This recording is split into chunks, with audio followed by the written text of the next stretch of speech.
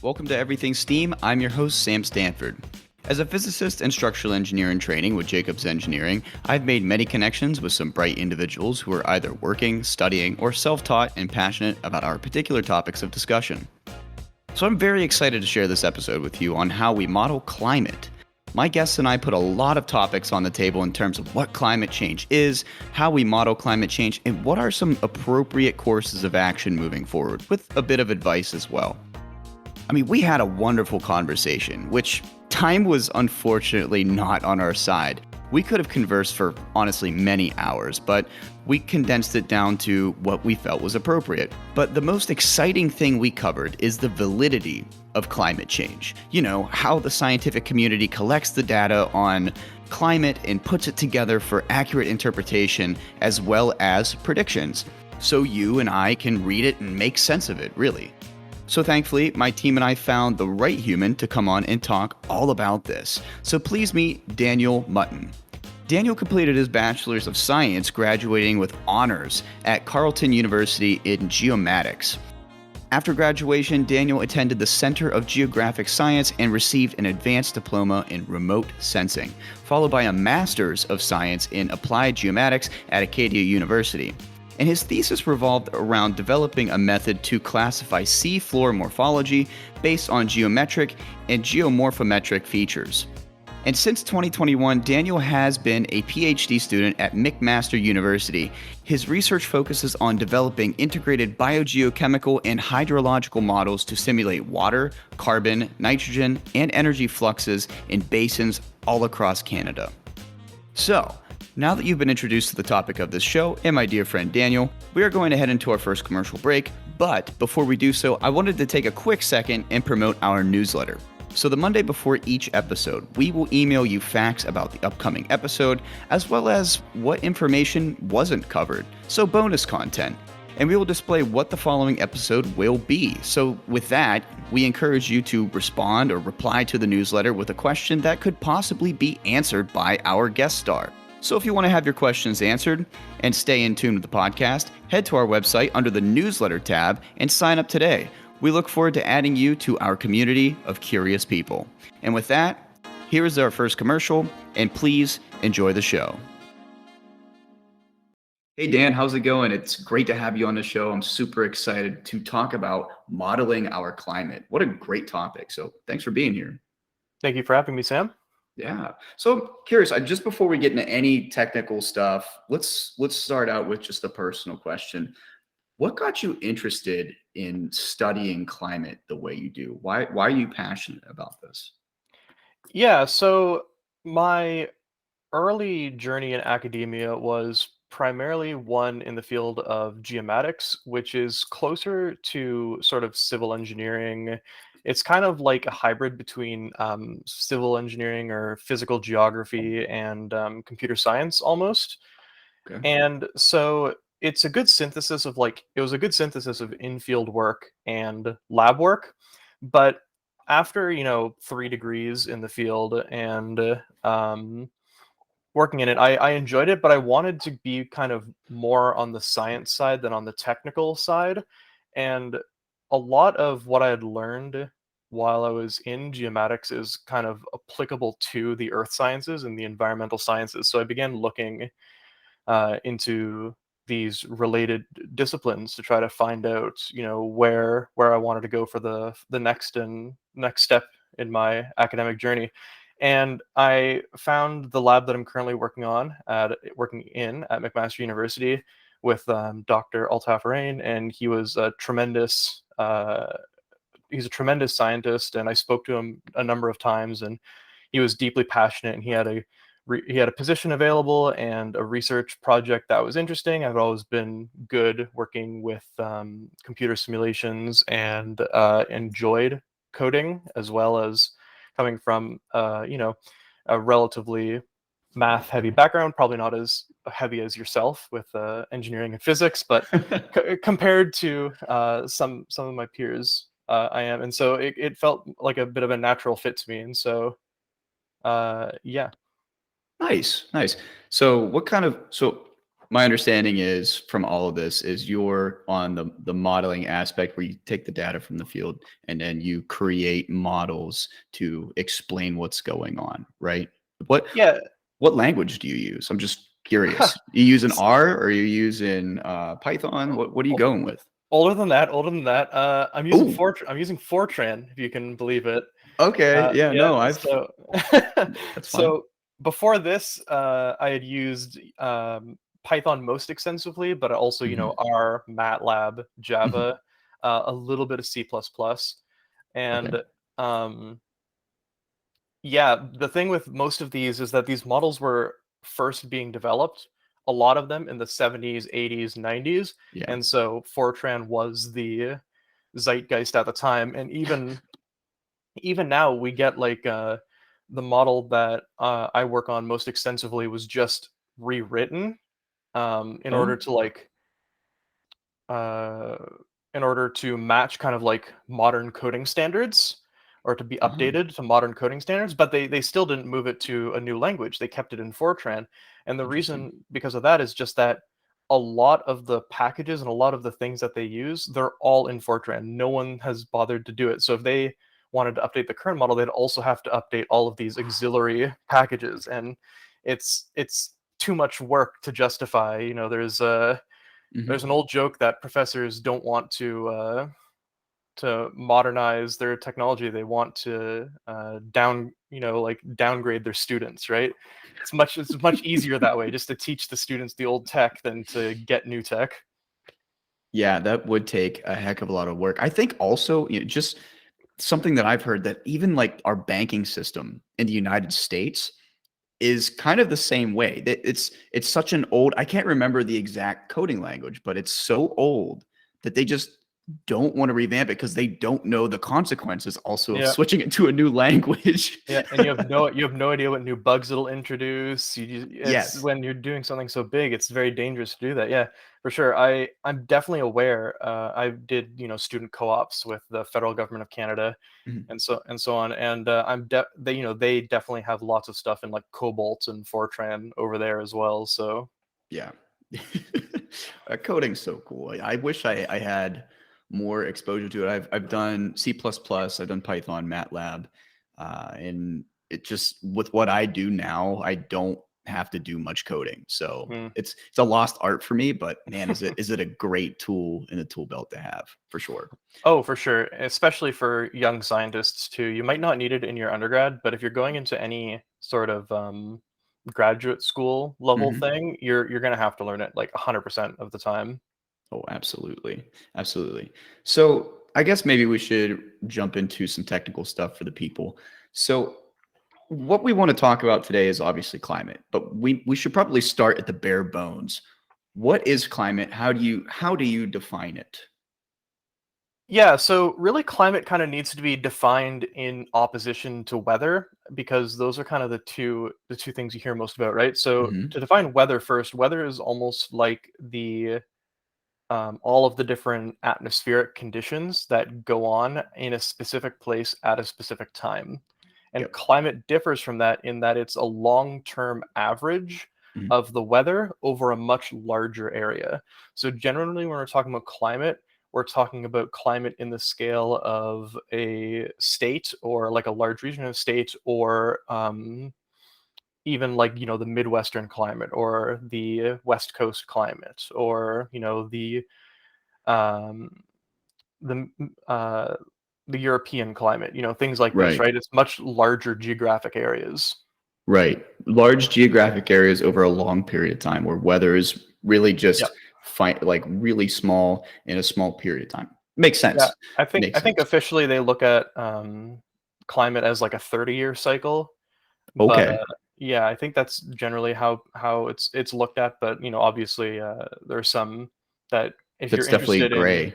It's a yeah, big and gray if you're area. if you're interested in long-term effects. It's I don't believe it's been definitively proven yet because we just don't have the data for it, Mhm. but it's strongly suspected that there is century level climate patterns that we are kind of only starting to now observe because we have sort of 2 centuries to go on, or in some places 3 centuries of data to go on, right? depending on Oh, where it is. that makes sense. Okay. So what you're saying is it's a very so it's a long period of time, but then it's also slow, right? We're dealing with a thermal lag because the Earth is a big system, right? Yeah, the Earth's a big system, and it's a very interconnected and complex system too. So you get instances where the even for years or a decade or so, something might happen in one area, but there's a counter effect somewhere else. Mhm. So, for an example, a very famous example of climate is the medieval warm period, right?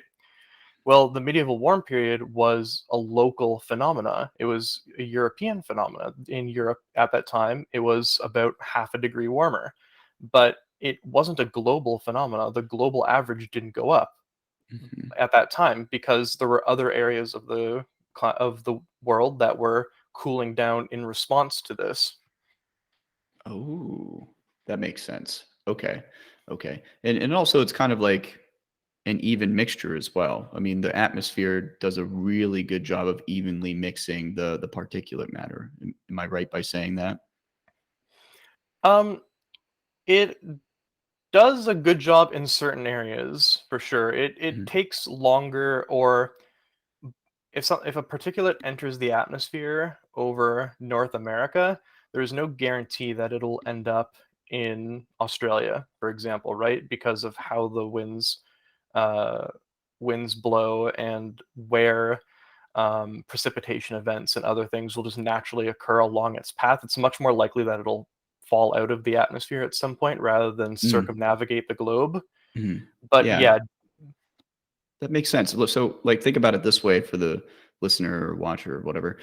Uh, Imagine you're in LA and it's smoggy. You're not like you can drive to Colorado and have clean, crisp air, right? Yeah. It's kind of localized. Yeah, a good visual two good visual examples of that within North America are one Las Vegas and two Mexico City, because they both kind of have the same geography, which is they are a valley surrounded by mountains, and Mhm, so a lot of the smog sits right where they are. It doesn't disperse mhm. widely. Yeah, no, that makes perfect sense. So the next thing is what we kind of ironed out here was like climate is a positive feedback, right? So would you like to explain positive feedback?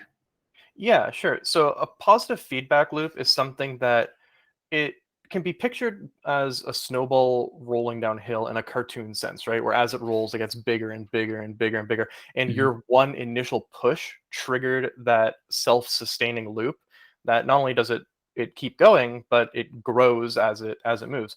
And so in climate change is a positive feedback loop for several reasons. One of the perhaps easier to understand ones is that as um, as the global temperature increases, you get a smaller percent of global ice coverage, which lowers the reflectivity of the Earth's surface, which means mhm. the Earth is absorbing more incoming radiation and not reflecting that radiation, which increases global warming, or it increases the global average temperature. Right. Yeah, because the positive feedback loop is something that's like given out a lot, like in media, and maybe not everybody knew that. So thanks for explaining that. So there's two different ways in which climate occurs. There's natural and there's anthropo or human caused. So maybe we could talk about the natural progression of climate change because there's so much focus today about the human influence, but maybe not as much on the natural influence. So maybe we can talk about that first. Maybe starting with the Milankovitch cycle. Yeah, sure. Mhm, So as the Earth rotates, it wobbles along its axis, mhm. and this wobble causes it moves in a period of about 25,000 years, Yeah, and essentially it makes the season either summer or winter for one of the hemisphere more extreme than the other. that's correct. So current currently we have perihelion occurring in the during winter in the northern hemisphere, and the summer in the southern hemisphere, meaning that our winters are warmer and our summers are cooler. Right. That's correct. Now, the next one is tilt fluctuation. Would you want to go into that one a little bit? And by the way, for the people who are listening to this, we're actually showing just a quick slideshow that I put together right before our recording, just so you can, like, the people who are watching on YouTube can get a visual of what we're trying to explain here. So, sorry, Dan, take it away, man. Yeah, of course. So obliquity, like your image shows, is the angle of axial tilt Mhm. towards or away from the sun. You have the extremes shown, 22.1 and 24.5 degrees. Mhm. And generally, what it means is that the greater the angle, so the more the Earth tilts, the northern hemisphere tilts towards the sun, Mhm. the more extreme the solar radiation will be on the northern hemisphere. And then as it tilts away, we get less uh, solar radiation, so we get less extreme events. And so Right. right now we're tilted like 23 degrees away from the Yeah. sun. So, and Mhm. we're tilted, I believe we're continuing to tilt away at this moment. So, Yes, that's correct, because we were technically heading towards a minimum or a mhm, lower, yeah, per the temperature projections, we were supposed to be heading towards a thermal, not a thermal minimum per se, not where we're like a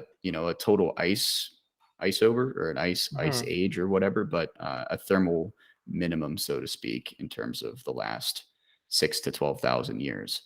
yeah, So yes, we are, but and also to point out here that tilt fluctuation and precession work pretty much in tandem, I would say, in terms of what they're trying to accomplish with thermal radiation exposure. And then the last one is orbital fluctuation. So that deals with the relative position, with respect to the sun as we're going around it. And this is pretty much gravitational influences, because if there wasn't, Mars, Venus, Jupiter, etc., all these different bodies, you know, influencing Earth, we would run a typical pattern around the sun, but that's just not the case. So you get these fluctuations in our path around the sun. And obviously, just kind of like how the precession and tilt fluctuation occur, the closer you are to the sun, the more solar radiation you're going to get at higher intensities, I should say. yep. So that attributes to warming. Something I will mention for the viewers watching this, the tilt isn't as pronounced as the figure makes it seem. Yes. It's yeah, it's done for ease Yes, visual of aid. understanding. Yeah, exactly. The actual difference between maximum and minimum eccentricity is about 3% Yes, distance. Yeah. exactly. So the next thing that we wanted to talk about, we talked about the Milankovitch cycle, which attributes to natural climate change, but now we want to talk about plate tectonics. And plate tectonics has an also a really large, I guess, hand in the basket. So maybe you would like to talk about plate tectonics? Yeah, so plate tectonics has kind of two impacts on climate change. And they're not really in the small scale, right? Because plate tectonics moves, or in the short term, I guess, because plate tectonics move very, very, very slowly. Hmm. Um, but generally, the two things are the land masses on Earth, where they are physically, impacts different physical phenomena, right? It impacts ocean currents, it impacts wind patterns, all these things. And so, where we are, how the plates or how the continents are laid out now give rise to um, the different physical phenomena that we observe today. So, for example, when we get into like a Pangea or like a supercontinent system, we wouldn't have something like the Gulf Stream, which runs from the Caribbean up north to Greenland and then across over Right. into Europe. Like we wouldn't get that system, and that system is what warms Eastern or Western Europe. So Hmm. that's important for that. And the second thing is that plate tectonics also has an impact on climate by uplift. And by uplift, I mean when two plates contact each other. Yeah, exactly. Yeah. They fold up, or one will fold over the other. Yes. And this does two things. The first thing it does is it the physical Earth that moves up, it Hmm. cools it will cool the surrounding area. It'll have cold air on top, Hmm. and it'll be generally, or at least in the most extreme circumstances, it'll be above vegetation lines. So it'll be covered in snow or permanent ice, like Everest, like the Rocky Mountains, like the Alps, etc. Yes. Um, which, as you know, increases the Earth's albedo. And then also you get cool air generally falling off the sides of the mountain into the surrounding areas because that's how cold air generally travels. And then you also get instances of weathering as well, where the sides of these uplifted features get weathered, and that increases the acidification of surrounding water bodies, which Right. can flow into the ocean. I never thought about that. That's a good one. See, I'm learning new stuff today. I like that. And and also a really cool history point here is that about 500 million years ago, the Earth cooled just enough to where we started to get actual plate tectonics, where it wasn't all just nasty volcanic activity. The Earth was able to cool just enough to where we started to get plates to form, and then these plates started to shift around. So there's been a lot of crazy things that have happened in the last 500 million years, from the Yeah, formation of Pangea to the breakup of Pangea to where we are today. I mean, it's heavily influenced some things, I would say. yeah, for sure. And there's all sorts of, even like much more recently, there's a bunch of cool stuff that's kind of related to plate tectonics. So one example I'll give, I'm kind of going a bit ahead because I know. Oh, can you go Sorry, back I a was little bit? just moving on as you were talking. My apologies. Oh, I was actually. Oh, yeah, that's fine. That's fine. Oh, you want that? You want that slide back? There you go. Yeah, yeah. Thank Please. you. Mhm. So I know this is jumping the gun a little bit because I think you want to talk about ocean currents at a later part, but it's interesting because an example of plate tectonics affecting these things is the Panama Islet, right underneath the, kind of, if you know where Panama is, right underneath the A on the Caribbean plate Yep. there. Yeah, so before that formed, there was free flow between the Pacific and the Atlantic Ocean. Right. And what that closing off resulted in two things, two big things at least. It happened about 60 million years ago, and it's one of the most important oceanic uh, shifts in that time or since. And so what it did was it prevented a current that had traveled from Pacific to Atlantic and Hmm. a large flow, and with that cutoff, the Gulf Stream formed. So before, while that was still open, there was no Gulf Stream, which is interesting. The second thing, Interesting. the second thing that it did was that it changed the salinity of both oceans because the Atlantic Ocean is naturally more um, saline, Yes. and so the Pacific Ocean, when it would come in, diluted it, and so the shutoff of that gateway, that pathway, caused the salinity of the Atlantic Ocean to increase, which caused, the two big things that cause ocean currents and all sorts of, oceanographic physical phenomena are salinity and temperature differences, and so that caused all sorts of Ooh, stuff to go on that's in the Atlantic amazing. Ocean. So you're saying that's about 60 million years ago. So wasn't there the last like maximum thermal temperature on Earth was about 55 million years? I wonder if that had anything to do with it. I know there's a lot of hot debate in terms of what caused that thermal maximum at 55 million years ago, where literally all the ice was pretty much melted, Mhm. on Earth. I wonder if that had a great um, deal, like a great hand in terms of creating that. It's interesting. Yeah, Very I interesting. don't know off the top of my head, but it would definitely help reduce ice coverage in some of the northern hemisphere for sure, I think. Yeah, definitely changing and creating the Gulf Stream. Yeah, Yeah. absolutely. Absolutely. So I wanted to, I guess, move on and talk a little bit about land factors in terms of albedo. We did talk a little bit about albedo. So maybe you want to, keep going with that a little bit. Yeah, sure. So albedo is a measurement of how much light a surface reflects. And there's a lot of things that affect the albedo, even for what you would assume are like contiguous land covers. So, for Yeah. example, for snow and ice are they actually have a pretty wide range of albedo values. Generally, if you want to represent albedo easily, you can do it from kind of 0 to 1, where it's a Mhm. fraction going up from 0% to 100%, right? Mhm. So on that note, albedo or snow can kind of range anywhere from like zero point 0.6 to zero point 0.9 odd, right? Okay. And the reason is in its most visually apparent way is dirty snow, right? Yeah. Snow that has rocks and dirt and grass and stuff in it doesn't reflect as efficiently as like pure snow. But in addition to that, how packed is the snow? Is it how warm is the surrounding weather? Because snow that has a layer of water on top of it will reflect differently than snow that doesn't. That's much just all frozen.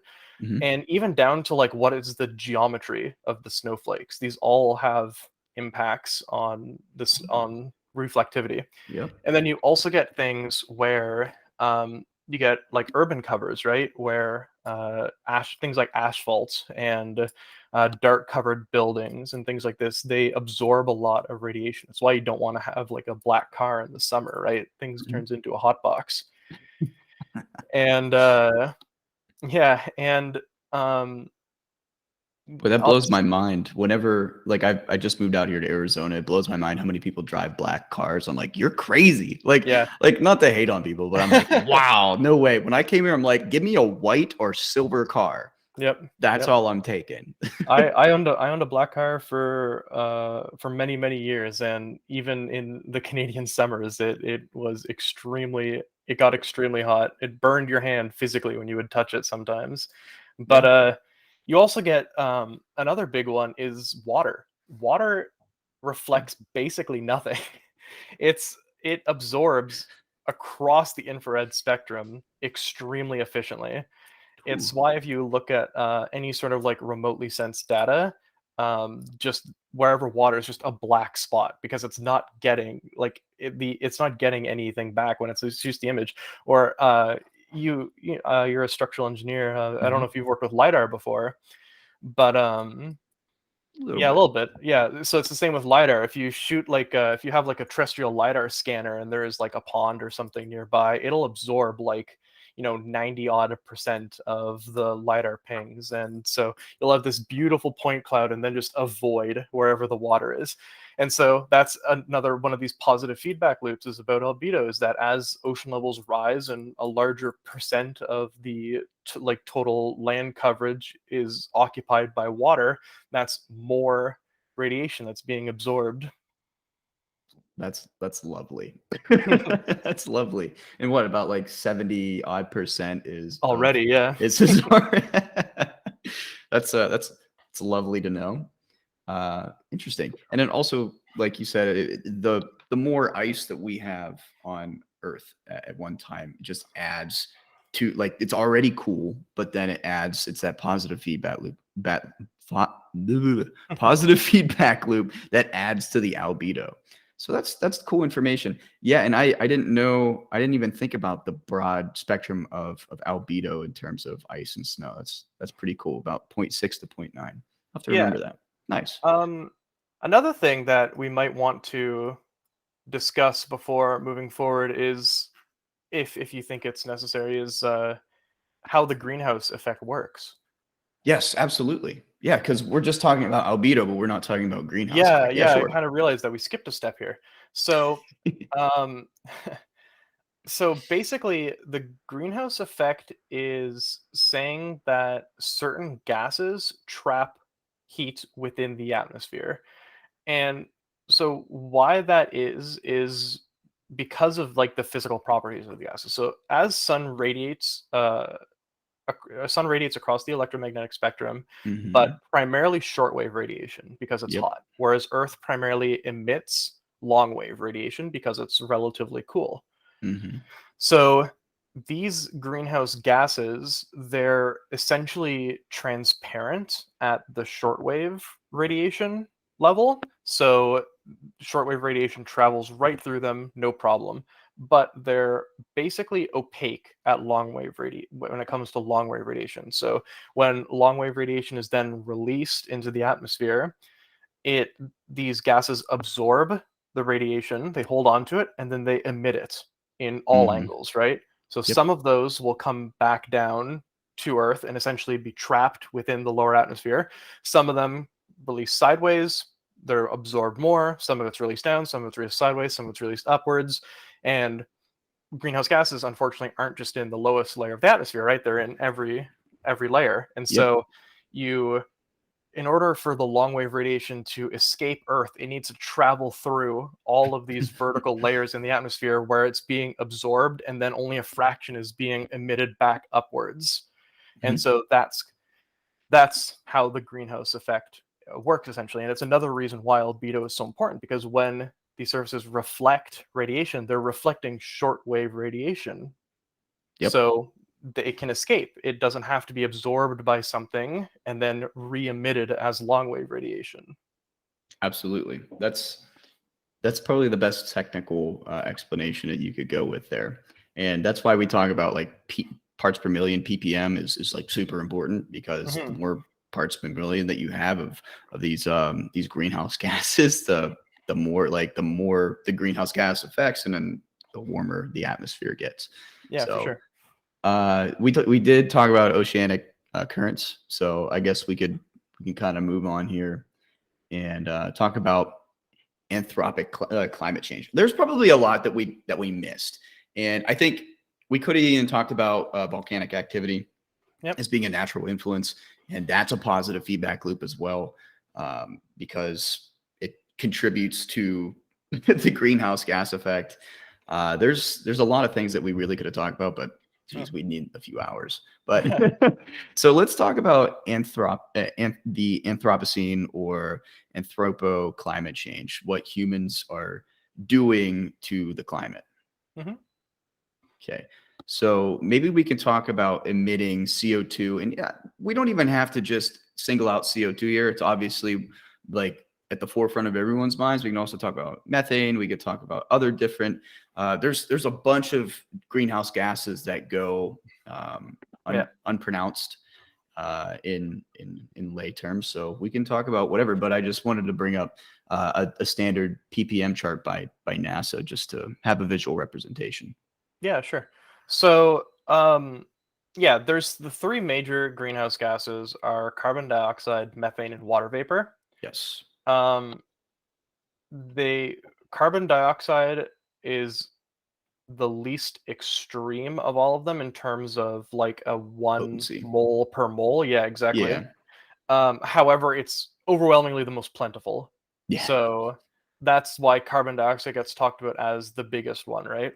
So Mhm. methane has its day in the sun, and that's primarily in agriculture where cows burp and animals burp and produce methane. And Also, rice production gives about like what yeah, a third to the I want to say anthropo influenced, not natural, but anthropo, yeah. And then also, oh crap, I don't want to spoil it, but permafrost as well. yeah, yeah, Yeah, continue. My and apologies. and so but CO2 is really the big one because CO2 comes from fossil fuels, which are uh, oil and gas, coal, natural gases, Mhm. some natural gases, things like this, and they're the big one because that's the burning of these fuels really kicked off during the Industrial Revolution, and they just climbed and climbed and climbed and climbed and climbed, Mhm. and it leads to some kind of funny events. You might be familiar with this one because it's kind of like a physics in joke, but the physicist Lord Kelvin back in the 1800s predicted that we'd run out of oxygen because we were burning. The Industrial Revolution was causing so many fires that it would burn up all the oxygen in the next 400 years. I remember And that in chemistry class. Yeah, and Yeah. so what he forgot about was that ocean respiration. Essentially, he forgot to Yeah. factor in ocean respiration, not realizing that that's plays a massive part in this.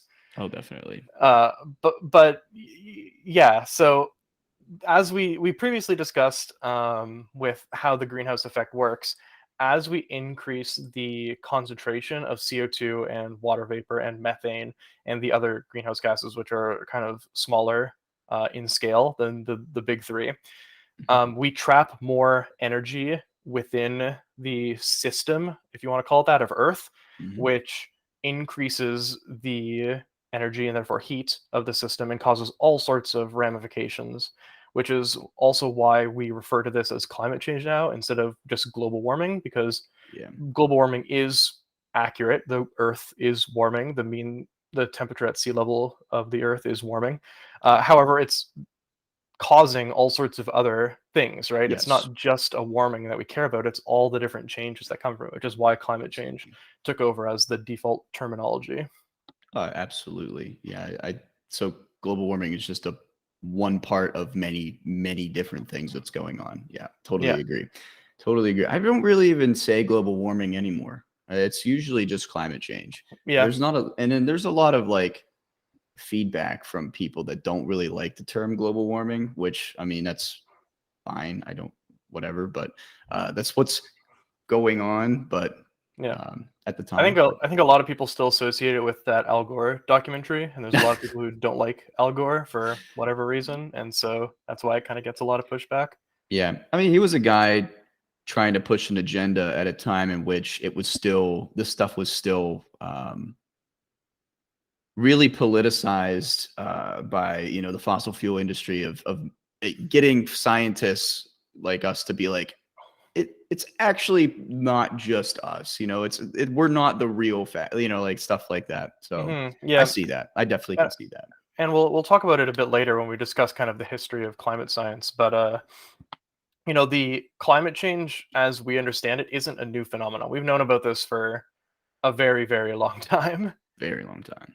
So maybe like you just kind of gave a hint towards this next subject, which is oceanic acidification, because literally as it goes up, Lord Kelvin did not put into a factor that the ocean draws in a lot of stuff. So let's talk about oceanic acidification. Yeah, so ocean acidification, and it doesn't need to just even be ocean acidification because you'll get acidification in like freshwater bodies as Right. well, groundwater too, as you get like acid rain. Not everything's filtered properly, Hmm. or doesn't get the chance before it falls into, before it goes into like the groundwater table. Yes. But ocean acidification has a lot of impacts on a lot of different things. Certain species in the ocean, specifically coral, are very sensitive to temperature and acidity changes, and Yes. so Yes. coral is a really important organism in the aquatic or oceanic environment. I apologize, I'm not an oceanographer. I'm sure there's a very specific term for that, but I don't know it off the top of my head. And so, it kind of causes another one of these horrible positive feedback loops where as uh, the coral dies en masse, you Hmm. get all sorts of deaths kind of like throughout the food chain, Right. which is just, it's bad for the area. It's bad for people whose livelihoods are in the fishing industry or in the tourism industry or anything like that.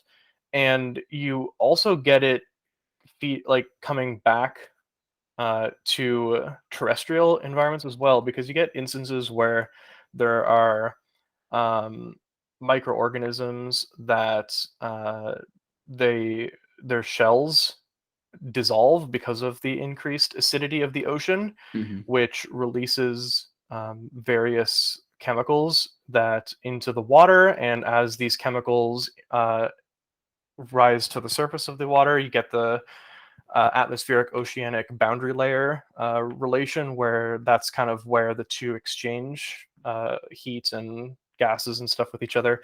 And so it causes chemical reactions that move all the way up into the atmosphere and cause and stifle formations of clouds and things like this.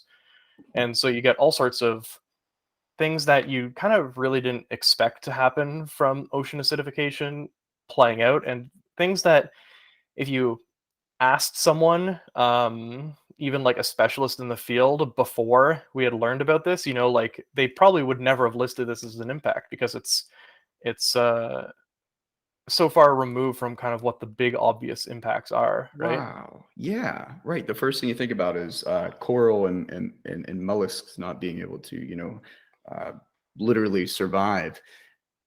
But no, wow, that is okay. Second thing that I learned today. That's really cool. No, I didn't. Well, I mean, obviously, there's a lot of things that slip under the radar because of just how we associate a tier list of things that are important to us. And the first thing that we usually think about is like coral reefs and sea and marine life that have to use um, you know that are directly impacted by Yeah, ocean and just let's just say water body acidification. And I mean, there's a huge abundance of humans that directly rely a big portion of their diets on fish, right? Or yeah. just that's so that's why we probably put it tier S, and we think about what you said as kind of a later stage. But that's the first time I've heard about that, and I've been trying to read on this for a few years. So that's cool. No, that's good to Y- that's good. Yeah, it's also I think it's just a little bit in human nature that we're immediately concerned with like the big things or like the cute things, right? So Mhm. big animals, cute animals, elephants, pandas, these things draw our attention. And we kind of care less about, some of the smaller things, the insects of the area, the small organisms, but Yeah. these are oftentimes like the foundational pillars of their, local ecosystems or their food chains. And so when they die out or when they're forced to relocate, that ripple moves all the way up into the things we really care about. But it might, there's a lag in there. There's going to be a lag in there. It might be months, it might be years, it might be Mhm. decades, but by the time we notice it, it might be too late to do anything. Yeah. And just if somebody doesn't realize this, I know we put a large emphasis on trees. It's just because we see it all the time. We see it every day. But like trees don't contribute to sequestering like the order of magnitude between sequestration of oceans versus Yeah. versus trees is just unbelievable. You're really just breathing oxygen that was produced by the oceans, so or Yep. ocean life, excuse me. Well, we'll talk about it later too, but it's the same for permafrost as well. Oh yes, so we might as well talk about permafrost since All right, that's the there we next go. slide here. Fantastic. Yep. Yeah. So, for anyone who's not familiar with permafrost, you get it in high latitude areas, so poles, and also sometimes high altitude, very, very high altitude areas. Hmm. But essentially, it's an area where the ground is permanently frozen with ice. Mhm. And so depending on where you are, that amount will vary from say like 15-20% volumetric ice to up to 80% in some areas. And permafrost is really big for a couple reasons. Permafrost, despite covering, I think it's like 5% of the Earth's surface, it sequesters something like, or the maybe the terrestrial surface on that matter, but it Wow. sequesters like 30% of terrestrial carbon. And it's, yeah, and so as permafrost melts, the dead organic content, which is Huh. primarily what the carbon is, it's frozen dead organic content, it'll be exposed to microbes, which will cause decomposition, which will cause the Oh, release so of much the, methane. yeah, So of the much. methane and CO2, everything into the atmosphere. And so I don't know the methane number, but I think it's over 1 trillion tons of CO2 is sequestered in permafrost. I just got chills. Yeah, and so Ooh. The other issue, which is maybe a bit less important, but is important nonetheless, is the permafrost as it melts. It forms thaw lakes, which you can see in the image there, which Yeah. as we've confirmed are bad for albedo. It Hmm. also causes large morphological shifts in the area, which makes it destroys anything that's built over there, makes it pretty Yes. much impossible to build anything new there. Hmm. Which isn't always a problem necessarily a problem because they are in pretty remote areas a lot of the time, but Yeah. there are communities up there who this does affect for sure. Hmm. Um, but it also exposes a lot of soil to natural erosion, and Yes. it allows for the growth. It allows for rapid ecological change in the area, which is Sedimentation and all that good stuff. well, not only that, but pretty much the only thing that can grow in permafrost is grasses, right? Maybe some small shrubs. Hmm. But we're already noticing in a lot of tundra biomes where there's been large permafrost thaws that it's turning into shrubland almost entirely, Oh. which causes a pretty large change to the climate of the area because shrubs, they sequester carbon and nitrogen, but they also um, they trap carbon in like local cycles, and they store water where previously water wasn't stored there, and so Ooh. it's affecting sort of like the regional climate of a lot of these places, and it's doing things that hasn't been done in hundreds of thousands of years or longer. Yeah, we're gonna be farming in Greenland here pretty soon, I guess. You'll Holy need crap. to wait a several generations for the nitrogen to kind of really Right. stick into the soil, but yeah. Holy crap. Wow, that's interesting. So let me see here. That's what we got for anthropo changes. And I know there's a lot more, obviously. I mean, in terms of like our transportation, how we do our energy, how we ship things as a global economy is huge. Something that we don't really think about. We just get excited about the thing that we got from China and Amazon. The global industry is pretty interesting. Just man, global transportation in terms of flying from Canada to Australia or what have you is other big impacts. But also just understanding that I try to say this often is that there's like 100 companies worldwide that have contributed to 71% of Yeah. global CO2 emissions in the I, last. I know the statistic you're citing. I don't know the exact numbers, but I know It's about exactly what you're 70 talking some about. percent. Yep. Yeah, and I think people get really bummed out because in the media, a lot of the times they push blame on the consumers. I hate that so much. I don't like when I jump on and watch a 5-minute YouTube video, and at the end they're like, "Ride your bike," and make sure you recycle the stuff that was made by these by these big oil. How do I say this? Petrol product companies that say, "Oh yeah, just recycle it and it's good." It's not really like Dan and I's fault that we're in this situation, but yeah, no, it's so there's two aspects to it. Uh there's natural and Anthropocene and anthropo climate change influences.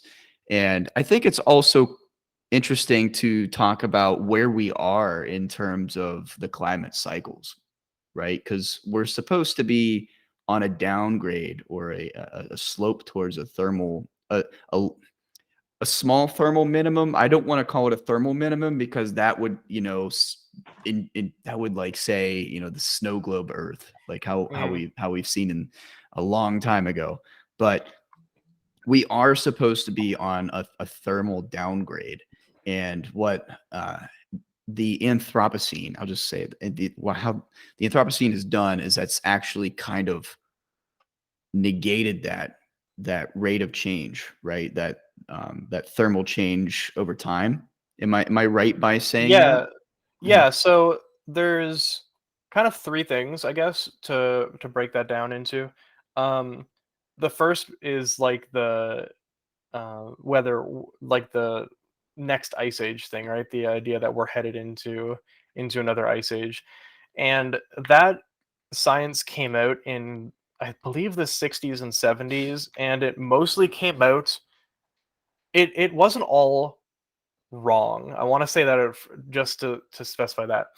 Um, Okay. the idea behind it was that um, we were getting we were observing that aerosols and the release of aerosols into the atmosphere actually resulted in a cooling effect, right? And so the scientists who were studying aerosols said, look, we release a ton of aerosols. Aerosols have a cooling effect. If we, like extrapolate this and move it into the future, then we're going to get colder and colder and colder, and we're going to hit an ice, we're going to hit an ice age sometime in the next 1,000 or so years, thousand, Hmm. 2,000 years. But those scientists missed two things, I guess. One thing that they missed was we stopped releasing those aerosols. I can't remember the exact makeup of it, but we actually stopped it. We fixed it. We stopped releasing it. Panic worked. CFCs, is that what you're talking about? Yeah, I think so. Okay, yeah, And chlorofluorocarbons for anybody that doesn't know what CFCs are, but yeah, and cool. so the panic worked, and we stopped throwing them there. But the second thing that Mhm. they forgot about was that we were also releasing fossil like greenhouse gases. We were Yeah. burning fossil fuels, and these scientists who are studying aerosols didn't study greenhouse gases. And so when the greenhouse gas people saw the aerosol people, they started to kind of like compare notes, and they said, "Oh Yeah. wait, hang on. The warming from greenhouse gases is way bigger than the cooling from aerosols. So even if we were releasing aerosols, Mhm. we'd still be heating up the earth." Yes, Yeah. I see. And so that was a big one. I see. Now that makes sense. And I'm kind of curious because we're debating climate change now in terms of what we're doing, and this is good because I think in the future, whenever we start heading towards a rate of change that's positive rather than negative, in terms of temperature change over time, it, we'll be able to kind of, I think, take the necessary steps to keep our civilization present rather than take steps towards elimination, right? Because we're gonna see times in life where you have to deal with the natural portion of climate change, where we're going to continue to increase naturally in Mhm. in temperature. So that's quite interesting. I don't just think about today. I think about what's going to happen in 10,000 years, 20,000 years, whenever we have to deal with 3 to 5 degrees Celsius increase globally. Well, that's interesting to think about as well. Yeah, that's a very, very long time away. Of course, yeah. Yeah, and so that's not something that I'm necessarily concerned with at the moment. But No, the one thing concerns that lie here. in yeah, we Yeah. can deal with our current problems, I guess, rather Mhm. than look forward to those ones. But one of the what's what I'm looking for here? One of the big immediate concerns is that 2 degree Yeah. threshold that you hear thrown around a lot. Mhm. And generally, the reason why it's thrown around is that once you hit that 2 degree, the positive feedback loops will be so extreme that it'll run out of control by that point, right? Mhm. And so going carbon neutral, and I'm using carbon neutral instead of carbon zero Yeah. because there are methods to extract carbon from the atmosphere. Yeah. Iceland is carbon negative, for example, as a country. Yeah. Yeah. So there are ways to pull carbon from the atmosphere. They're not very efficient as of this moment, No, but they're working on it, and it's of one of the course. technologies that's going to improve over time as people put more money into it and pay more attention to it. Absolutely. Yeah, and so Absolutely. that's kind of like the immediate thing to be concerned about. Going back briefly again, this is just something I just remembered that I think you might get a kick out of, Sure. to the global cooling thing. Um, there are two scenarios that I don't know which one is more popular right now within the climate change community, Mhm. but basically they are, if humans weren't around, like we just didn't exist on Earth, would the Earth be slightly warmer than zero, right? So, like positive point 1, point 2, something around there, Hmm. right? Or would it be slightly cooler and start cooling down, right? And so that's That's a so debate. dependent. That's so dependent because that's based on natural phenomena. Like It is there it has is based on been natural volcanics. phenomena. Yeah, I mean, you could get And volcanic activity. You can get, meteor impacts. You can get so many different things that yeah, could totally throw that off. But I'm sorry. and no worries. And so the question that you can come from that with that knowledge is what percentage of the Earth's heat warming is due to humans? And the Mhm. answer is essentially anywhere from about 98% to 104%. How do you get? Oh my goodness. You get over 100 because if you follow the pattern that the Earth should be cooling right now. Oh yeah, Yeah. yeah, that makes sense. Yeah. Ooh. Oh my goodness. So that's the level we're dealing with. It's not like, we're causing a little bit of it. We're causing essentially all of it. Wow, 104%. That's insane. Uh, but it makes total sense if you look at the numbers. Yeah. It's very interesting. But so the last thing I think I want to talk about is the history of climate change. When we started to know things, and maybe kind of like a little bit of a timeline understanding of where we started to where we are now. So what do you got for me, Dan? When did this all start? So it started about 200 years ago. Yeah. So anyone who's familiar with physics and mathematics at, I think, a university level, I don't think you learned this in high school. It's been so long since I've been there, but they might be familiar with Fourier and things like Fourier There's series no way they or know Fourier. That's yeah, definitely okay. college. Okay. It's hard to tell. I haven't been in high school in a decade, so yeah, That's fair. dating myself a little bit, but yeah. So Fourier understood the greenhouse effect because he did the math and he knew that the Earth is warmer than it should be, given how far away it is from the sun. Ooh, And for reference for your viewers, if there was no greenhouse effect, the Earth should be about negative 18 degrees Celsius on average, which is about negative 0 Fahrenheit, maybe negative zero point 0.5 Fahrenheit, so somewhere around there. yeah, yeah, And as of right now, what it actually is 14 degrees Celsius or 57 degrees Fahrenheit on yes. average. Yep. Mhm. And so Fourier was the first one to kind of show that the greenhouse effect existed and this was a thing and it was widely accepted. So our impact on climate change was first shown in the 1890s by the chemist and Nobel laureate, and I apologize if I'm getting this name wrong, Svante Arrhenius, Oh, okay. Arrhenius. I'm not familiar. I'm He not so he familiar. was he was a physical chemist, Mhm. and I believe he was the one who gave the who created the definition of an acid and like what kind of widely Oh, defined acid. Yeah. nice.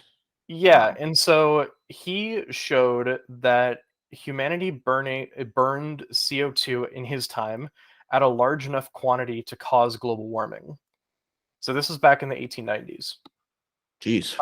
Yeah, he didn't know how extreme it would be or what the effects necessarily were. He just showed that enough CO2 was burning to increase the concentration at a large enough scale to show uh, that the Earth is indeed warming due to anthropogenic reasons. And Hmm. then you also get a couple people who are around this time in the 1800s. So, for example, we talked about the Milankovitch cycles. Well, the Mhm. Milankovitch cycles weren't really invented by Milankovitch. They were kind of really invented by a guy named James Kroll. Okay. And he has a kind of interesting story. He was a rags to riches scientist, if you want to call him that. He was born to a very poor family, didn't go to dropped out of school after his second year, didn't go to school. He worked a bunch of different jobs to try to make a living. One of those jobs, I can't remember the name of the university. It was as a janitor at a university in Scotland, where he Okay. began reading the books in the library on his off time. And he self-taught himself a lot of the material in physics and mathematics and geology. Nice. And so what he had done was he began communicating with these scientists of his time and writing critiques of their science and sending it to them and talking Hmm. to them. And so the Milankovitch cycles were initially his um, his brainchild in order to explain glaciation. And so Nice. we had only just found out recently, according to the geologic record, that we had gone through an ice age. And so this was his explanation for how an ice age occurred. And not only that, but he posited that we had gone through several ice ages, which couldn't be proven at the time, but was widely accepted because people believed in his science, and he got an honorary doctorate and became a university professor through his research. And he didn't get all of it right. He got some of the math wrong. Some of the cycles were off by a little bit, right? You kind of expect that. Yeah. And Milankovitch, once he died, a lot of his theories were forgotten about, right? And so Milankovitch kind of I believe it's independently. I don't think he deliberately copied his work, but Hmm. independently came up with the same idea with the Uh-huh. more accurate mathematics. Oh, okay. I Yeah. see. I see. That makes sense. And that happens a lot in science. Yeah, yeah. A You lot. get a really famous example, right? Is calculus being invented Right. by Newton and Leibniz at the same time. I was gonna say the same dang thing. Hmm. And then just the more popular figure kind of won out, Yeah, just he won the propaganda battle, if you will. absolutely. Yeah. No, no, definitely. And it's also kind of funny, like you were talking about how all this was a lot of this was happening towards, the late 1800s and the 1890s. That's so for the American listening to this, that's what 80 years before the EPA was birthed, 1970. So there was a big lag in terms of caring. And I think people have cared about climate. I Yeah, think it's just more and more today than it was I then. think part of it is because for a long time in academics, and this isn't just an issue with the earth sciences, it's a kind of an issue that you see a lot of places. There have been several times in history people have said we've solved physics, right? Like what's it said? We've solved physics, all we can do now is get more accurate values or something They're along those ignorant if they lines. say that. I swear it might even be Lord Kelvin again, but someone said that. But um Strike two. yeah, yeah, for real. But there was a long period of time where people, as far as they were concerned, earth science was solved. Atmospheric science, oceanography, this was all solved. We'd figured out everything. All that needed to be all that was left was very like region specific issues, right? How did this specific mountain range form, or how did this specific, fluvial system evolve? Things like this. Like we understood the general concepts, and it took a long time, but you get very big things like our understanding of, if you're familiar with like chaos, the mathematics of chaos theory, right? Well, Oh, that comes from atmospheric science. It was first defined in atmospheric science to define movement of particles through the atmosphere, and that was taken by mathematicians and physicists saying, "Hang on, this is really interesting. Like we haven't seen this before, right?" And nowadays, I don't think anyone's considering these things solved because we have fluid mechanics, and fluid mechanics is very far from solved, and it's such an integral portion that I don't think anyone would dare to say that these fields are solved now. But I think for a long time, the earth sciences weren't kind of getting the recognition on a global scale as maybe they deserved. And so it meant that we had learned a lot of things about it, but that information wasn't being properly disseminated to the people who should know it, I right? see. Because it was just not getting very much attention. I You know, see. a kind of famous example is I don't. This isn't meant to be a gotcha, but if I was going to ask you how you thought water moved from falling on rain to getting to a river, what's your thought on that? How do you think it moved? Gravitationally, it's either that or it's electromagnetic. That's the first two things that I think about, right? Yeah, so overland flow was thought to be how the movement worked for up Not until like the exactly. 70s. No, So because all it's also above and below, right? Below Yeah, ground. Yeah. the overwhelming majority of it is below ground.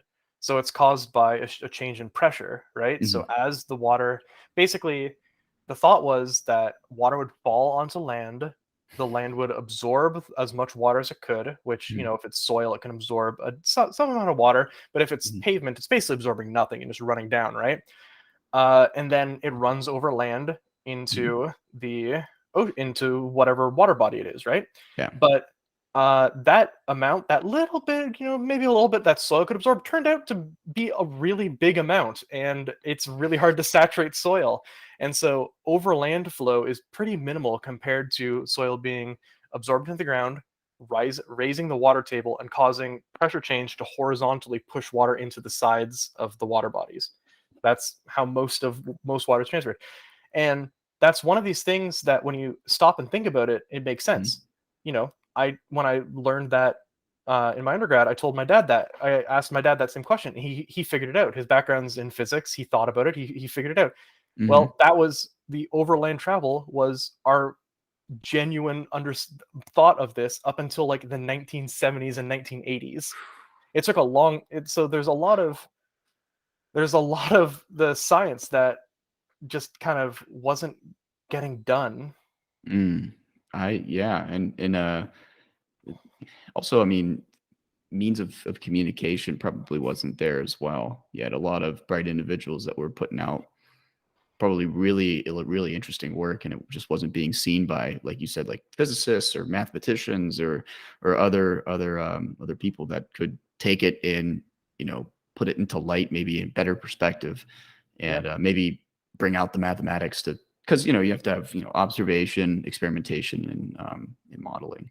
Yeah, I So mean, we heard that in the story about the aerosols as well, right? There's exactly. this climate science is really very, very interdisciplinary, right? Oh There's yeah, people from dozens of fields and specialties involved absolutely. in answering the same question, where and so that impacts, you need to be good at not only communicating your ideas to someone like a specialist who needs to know what you're talking about but isn't from your field, Mhm. but also to understand science, like understand someone else's science too, Yeah, right?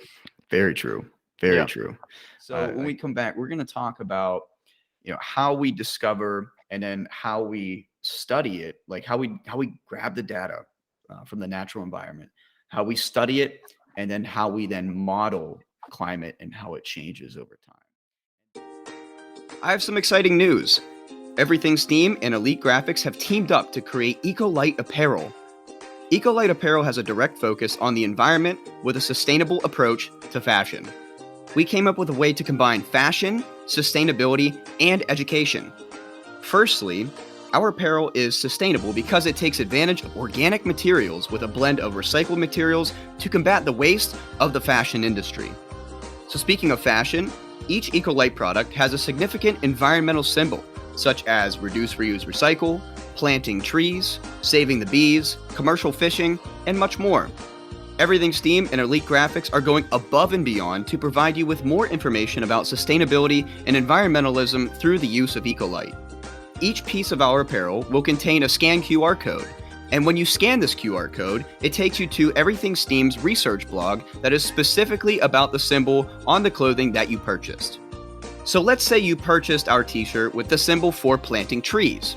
Your t-shirt will have a scanned QR code that will take you directly to our Plant a Tree research blog, where you can learn about the many benefits of trees, global deforestation, reforestation acts, and what you can do to make a difference. Last but certainly not least, with each purchase of Ecolite, we pledge to donate $2 to nonprofit organizations that are on the front lines of fighting for our ecosystem. We plan to target reforestation nonprofits and other organizations that fight over fishing, plastic pollution, air quality, and much more. To purchase Ecolite apparel, head to the Elite Graphics website, elitegraphics.org, or make your way to our sponsors page on our website, everythingsteam.org. So, do yourself a favor and get yourself some Ecolite apparel, the clothing line that combines fashion, sustainability, and learning. Ecolite. Clothing done right. Well, we're back for part two because we didn't want to drown you with 2 hours worth of information at one time.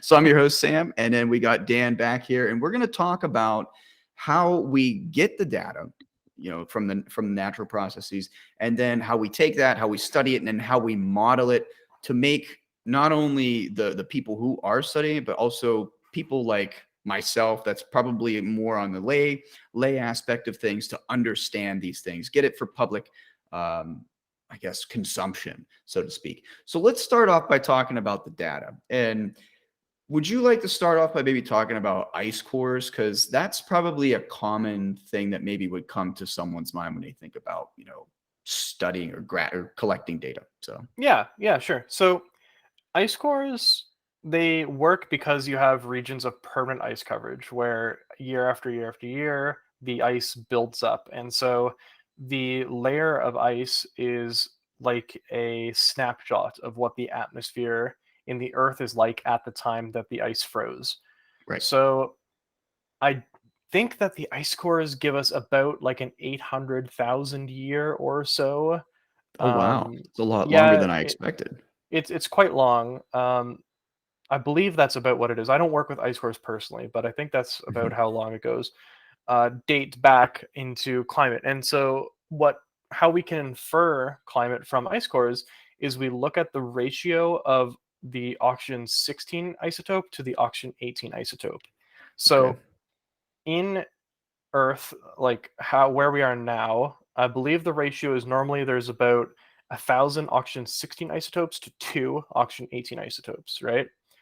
And depending on Makes sense. how warm the weather is, or how warm the atmosphere is, or how cool the atmosphere is, that Mhm. ratio will differ. And it differs because oxygen 16 is lighter than oxygen 18, and Mhm. so it will um, it'll like disconnect and it'll move and all sorts of things much easier with less energy than oxygen 18 does. And so when you get areas of higher oxygen 18 concentration, that I that means that the atmosphere is cooler at the time because Oh. there was less energy to push the oxygen 18. Oh, okay. No, that makes sense. And then also, the reason why you're getting oxygen 16 and 18 in ice is because it's so pretty much like frozen. How do I want to say this? The ice formation entraps air molecules or just Hmm. different particulate into the ice formation, and it'll densify layer by layer and kind of just entrap these molecules like well different things like it could be CO2, it could be sulfates, it could be oxygen 16 or oxygen 18, be carbon 12 to carbon 14. There's many different things that they could measure, and so what it does is it just entraps what is in the atmosphere in those ice layers, and then we could take and understand, literally giving us ice stratigraphy of what's happened over thousands of years, and like you said, might even be up to 800,000 years in the past, which is really fascinating. Yeah, it all depends on like the depth that your ice goes, right? So Yeah, of Antarctica, Greenland have much deeper ice cores course. than other regions that also have permanent ice. But yeah, and so exactly right. It's air pockets trapped in the ice that preserve the atmosphere as it was at the time that the ice formed. Right, Yeah. right. And then So, I think that there's also a way to date hydrogen isotopes as well in the same vein as the oxygen isotopes. But yeah. oh, interesting. Okay. So, yeah, I was just trying to throw out everything that came to my mind at the time. Yeah. Well, I mean, because even if you're seeing like sulfates in ice cores, then you're like, oh, well, then Mhm. there must have been an abundance of volcanic activity at this time, and then that could be a contributor, or it could just be something that's man-made, possibly. Yeah. So it's something more to study. And that's something that you can get a bit more information from in sediment cores, which is a very similar idea Mhm. as an ice core. You take a cylindrical core of sediment and you look at the different layers. And the big thing with sediment cores that you're looking for is you're looking for microorganisms. Yes. These are very, very, very small things, in the micrometers or nanometers in size. Hmm. And we, I'm most of the ones that exist, they still exist today in places living. Yep.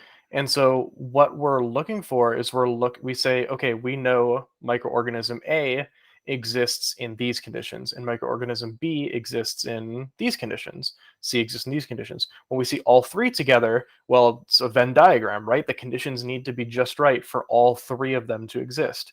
And so that's how we can kind of infer past climate based on the presence of these microorganisms all being in the same place at the same time. I like that. That's one thing I didn't really think about in terms of that. So, and also, I guess it would be important to note that this is definitely a short-term look into the past, right? It's probably hundreds to maybe some thousands of years that we can look back. It's definitely in the thousands of years. I don't know Really? how many thousands it is, but Hmm. yeah. Um, Again, because sediment piles up, but it Yeah. doesn't pile up at like extremely fast rates, right? Hmm. And so if you take like a 10-foot sediment core, you're going back pretty far. Yeah. Good Yeah. point. Good point. Right, because then once the sediment kind of sinks, then it could be, depending upon what the geologic formation or activity is at that time, it could Yeah, become sedimentary rock or what have you, and then then that's a good point too. That Mhm. depending on like the local conditions, there might be like a lot of sediment buildup Yeah, always, or maybe like a period of a lot of sediment buildup, or it might just be quiet all the time. very So true. yeah, you need an understanding of the site that you're looking at. Right. So this sediment then could potentially get turned into rocks, which is another thing that we want to talk about is rock cores, which gives us a really, really long Yeah, time frame picture of what's happened. So you want to take that away? yeah. So rock cores are actually how we discovered the ice ages for the first time, for example, and they go back very, very far. Rock cores work very similarly to ice cores in the sense that they're using ratios of oxygen Hmm. uh, isotopes compared to each other. Hmm.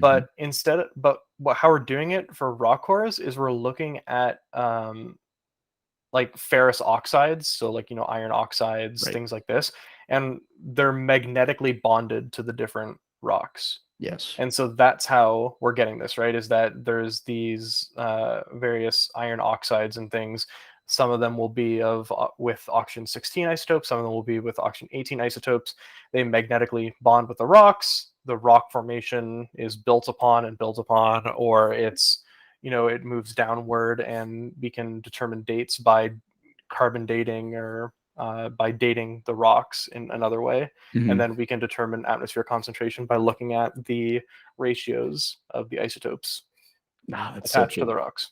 That's so cool. I mean, probably a good visual representation. I was just at the Grand Canyon a few weeks ago, and being able to see the different rock layers.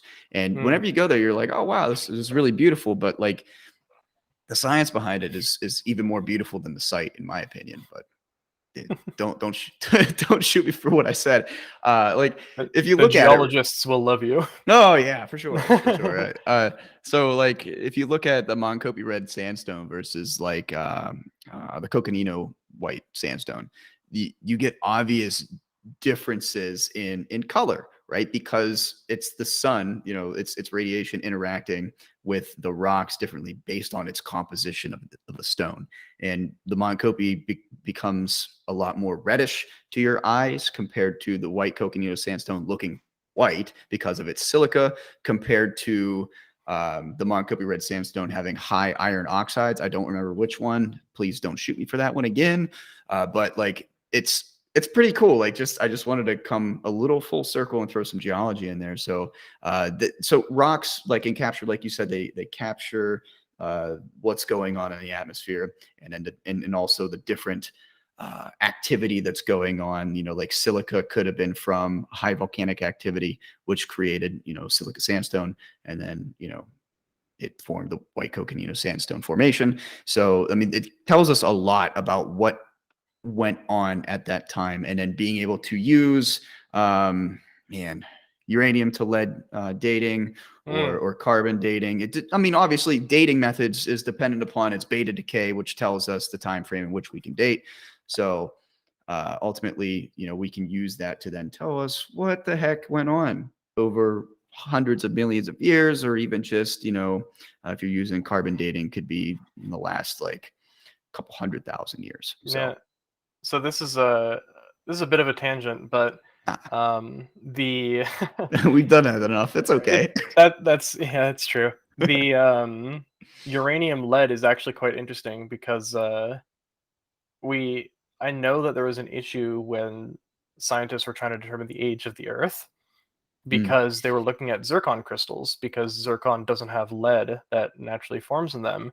mhm. But depending on the samples, they were getting all sorts of different answers, and the reason was because of ethyl, where we were burning ethyl, which had lead in it, and so that was getting into the atmosphere and getting Yeah. literally everywhere, and so any zircon that was exposed to the atmosphere at the time we were burning ethyl had now been contaminated with lead, and so we couldn't use them anymore. Oh, that's so cool. That came so full circle. Wow. I was just watching a video by Veritasium, Mhm. and he talked about like the person that killed the most people in like in like history, and it wasn't like obviously Hitler or Stalin or Genghis Khan or whatever. It was this guy that was developing like lead fuel, like lead Oh yeah. based fuel with And ethyl. gave everyone lead poisoning, yeah. Yeah, and that guy also contributed to so much weird misinformation for how old the Earth was. So that's pretty cool. Like, wow. Not only was he killing people, he was also distorting the minds of or Mhm. distorting test results. Wow, but yeah, so that was such a huge tangent, but a lot of good information there. So the next one that are we done with rock cores? Do you want to move on? Yeah, yeah, sure. Okay, so the next one that we wanted to highlight was dendrochronology. Yeah. So do you want to talk about dendrochronology or tree rings, tree ring Yeah. growth? Yeah, so like you said, dendrochronology is the fancy way of saying tree rings. And so the this is one of the more popular and kind of like more well known, I guess. It's like ice cores, right? It's a very well known way to uh, tell climate, Yeah. and it's sort of like an easy way to show people climate proxies. If you can find a tree stump, you can see dendrochronology Hmm. to a degree. And essentially, how it works is the same way an ice core works. You drill into a tree and you pull out a core, Hmm. and the core will be an alternating patterns of growth and kind of stagnation and growth, stagnation. And that's how Hmm. you tell how old it is, right? So it grows in the summer when it has leaves and it can photosynthesize, and that Right. gives it the energy to grow.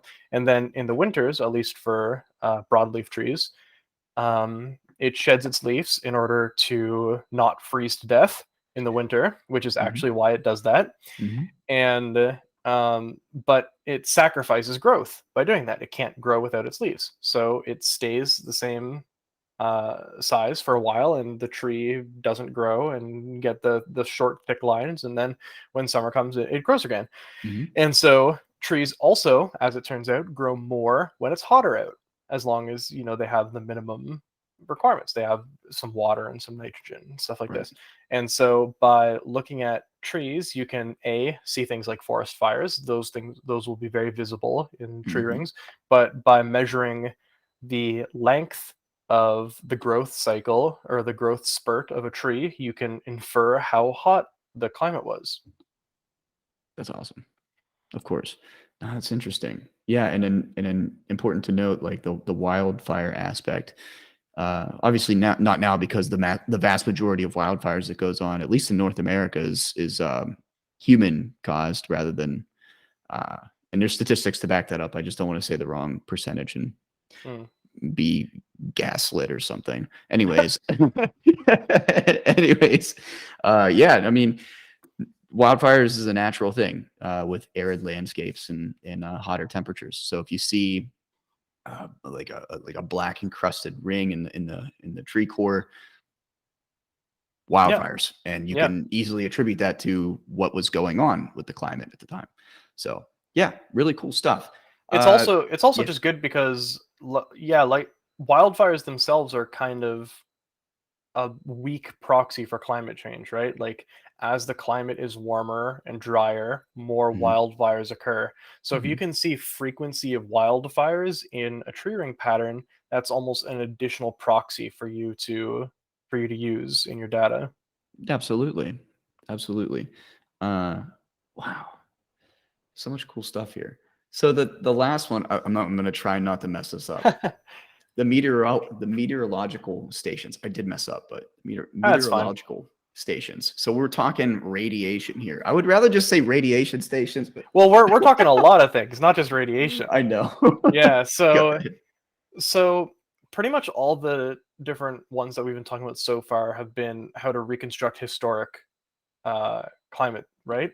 So Mhm. when you look at a graph like the hockey stick graph or like that parts per million graph that you showed earlier on carbon, Yeah. those are done through hundreds or thousands of climate proxies, generally Yeah. uh, multiple different types of proxies. So all of the ones that we've mentioned, maybe others from Mhm. across the world. But when we're talking about modern climate data, it's almost all collected at meteorological stations and very specialized like flux stations. And these things exist throughout the world, not evenly. North America has a lot, Europe has a lot, Mhm. Asia has this amount, Africa, South America, uh, we need higher densities of them Yeah. to accurately reconstruct their climate and accurately represent their climate, which is the big issue right now. Is that Exactly. we have good data density in certain parts of the world, but not everywhere in the world. Mhm. But yeah, we have so these stations are set up everywhere. They collect different amounts of data depending on where they are. Some people, and also depending on what the researchers are interested in, right? So True. some researchers, like hydrologists or hydrometeorologists, they only care about water. Maybe not only, but like 95% they care about water. Mhm. So they might have like a dozen different precipitation gauges around their site, and Mhm. anyone can act like they might make the data open source so anyone can go and get the data from it. But they don't collect wind speed, they don't collect radiation budgets, they don't really collect humidity or pressure, things like this, right? But some sites are kind of all inclusive and they do collect all of these things, Mhm. and that's good because we if you're modeling climate, we need all of these meteorological forcing variables in order to do it accurately, Yes. especially in the modern era. And so we have hundreds of these stations, and we've been collecting data in some cases as far back as the 30s, 40s, 50s. In other cases, 70s, 80s. But whenever the stations have come up, we pretty much have a contiguous set data set running from when they've been set up to now Nice. on sometimes daily if they're kind of coarser data sets, Mhm. sometimes all the way down to quarter hourly, right? So every 15 minutes they'll collect a piece of data. Wow. Whew. Yep. So let me ask this question, and just so it's clarity purposes. So you did state that we have a bunch of locations across the world, but we're lacking in Africa and South America, and probably I would just go to assume like lower class socioeconomic areas. Um, so my question is, do you think that skewing the models at all? Do you think with increased amount of locations, we would have even better models? Oh, for sure. There's no Yeah. doubt about it that we'd have I just even wanted better to ask. models. Yeah. The the thing is that we'd probably have even more damning models if I was a betting man, because a lot of the areas that we're missing are kind of equatorial or near equatorial, and that's Oh an area yeah. that you feel heating a lot, right? So Agreed. yeah, not the most. You see the most heating at the poles because those are the coolest areas, but you still True. see a lot. Yeah. True. Yeah, we're missing a big chunk of the change. That's for sure. For sure. So, all right, we have these. Well, maybe we should talk about. So, I really want to talk about how you capture radiation at these stations. Now, so I'm assuming that you probably take the data and you split it in terms of what you're getting with short or high energy radiation from the sun, and then also long wave or low energy radiation. So do you do that kind of? So I'm not I've seen people collect the data in the field. I've gone Mhm, out into the field, and it almost looks like a solar panel almost that collects the radiation, mhm, and it gives you kind of results for what you're getting at the time. The actual mechanics behind it, I'm not as familiar with. mhm, I'm familiar with some of them. I know that uh, the eddy covariant stations, which are the stations that I work with directly, we use a sonar system, so it looks it's kind of like this, right? Where these are sonar sensors, okay, and they bounce sound in between each other, and that measures the wind speed. And they also have an infrared gas analyzer that nice. measures water vapor and CO2. And so they have a bunch of different sensors set up that measure different variables. Again, generally what people are most interested in, and in Mhm, areas that they're interested in as well. So you set them up. If you're interested in studying forests, you set it up in a forest, a big tower sticking out of the forest. Or if you're interested in cold weather systems or cold weather influences, then you'll go up into the poles and set these things up. okay, Maybe you're interested in snow, then you want different sensors that are able to detect snow rather than able to detect rain. Because if you just care about rain, you can get like a tipping bucket, right? It fills up, it empties, it fills up, it empties, it fills up, it empties, and it measures how many times it just adds a +1 every time it empties. So you get some sense of precipitation, right? right. But if you're doing snow, that doesn't really work, right? Mhm, Just like from a mechanically. So one way you could get snow, you do snow is again with sonar. You have sonar aimed at the ground and it's pinging back. And as mhm, snow coverage adds up, the sound wave attenuates differently through the snow than it does through air. And so by looking at how the time difference has changed, you can infer how deep the snow is. nice. Nice. I like that. Yeah, it's just the reason why I asked, and also to literally get you to explain that a little bit more. I was thinking about radiation in terms of it could tell us how much what we're receiving, and then also what is still being encapsulated into the atmosphere. Now, Mhm. I'd have to sit down and look at the solar panel science of that. Like, I don't know, do they have a different array that captures different bandwidths, or I'm not sure, but I think that would be interesting to find out. It But should it'll capture across the electromagnetic spectrum, yeah, I would assume so. whichever one they're using. Mhm. I can't imagine it would only capture certain wavelengths. Right, right, Yeah, yeah, and then all you need is just data that tells you the yeah, different properties of the waves, and you can yeah, fi exactly. Yeah, figure out what's going on. you can see the magnitude across the wavelength. You can split it into the parts that you're interested in. So we know this is the how the sun comes in, so we can split that off. We know this is what the Earth emits. We split that off. Right, We exactly. have we have incoming shortwave, outgoing long wave. Right, You know, exactly. So, okay, so you have ice cores, you have sediment cores, you have dendrochronology, you have rock cores, and you have all these meteorological stations. So there's all this data, from heck hundreds of millions of years to where we are today. What kind of models are created by this data, this huge bank of data? yeah. So believe it or not, we're not actually quite done with the data. So okay, that's I'm not true. sure. So I'm sure. so there's very very very broadly speaking, there's two types of models.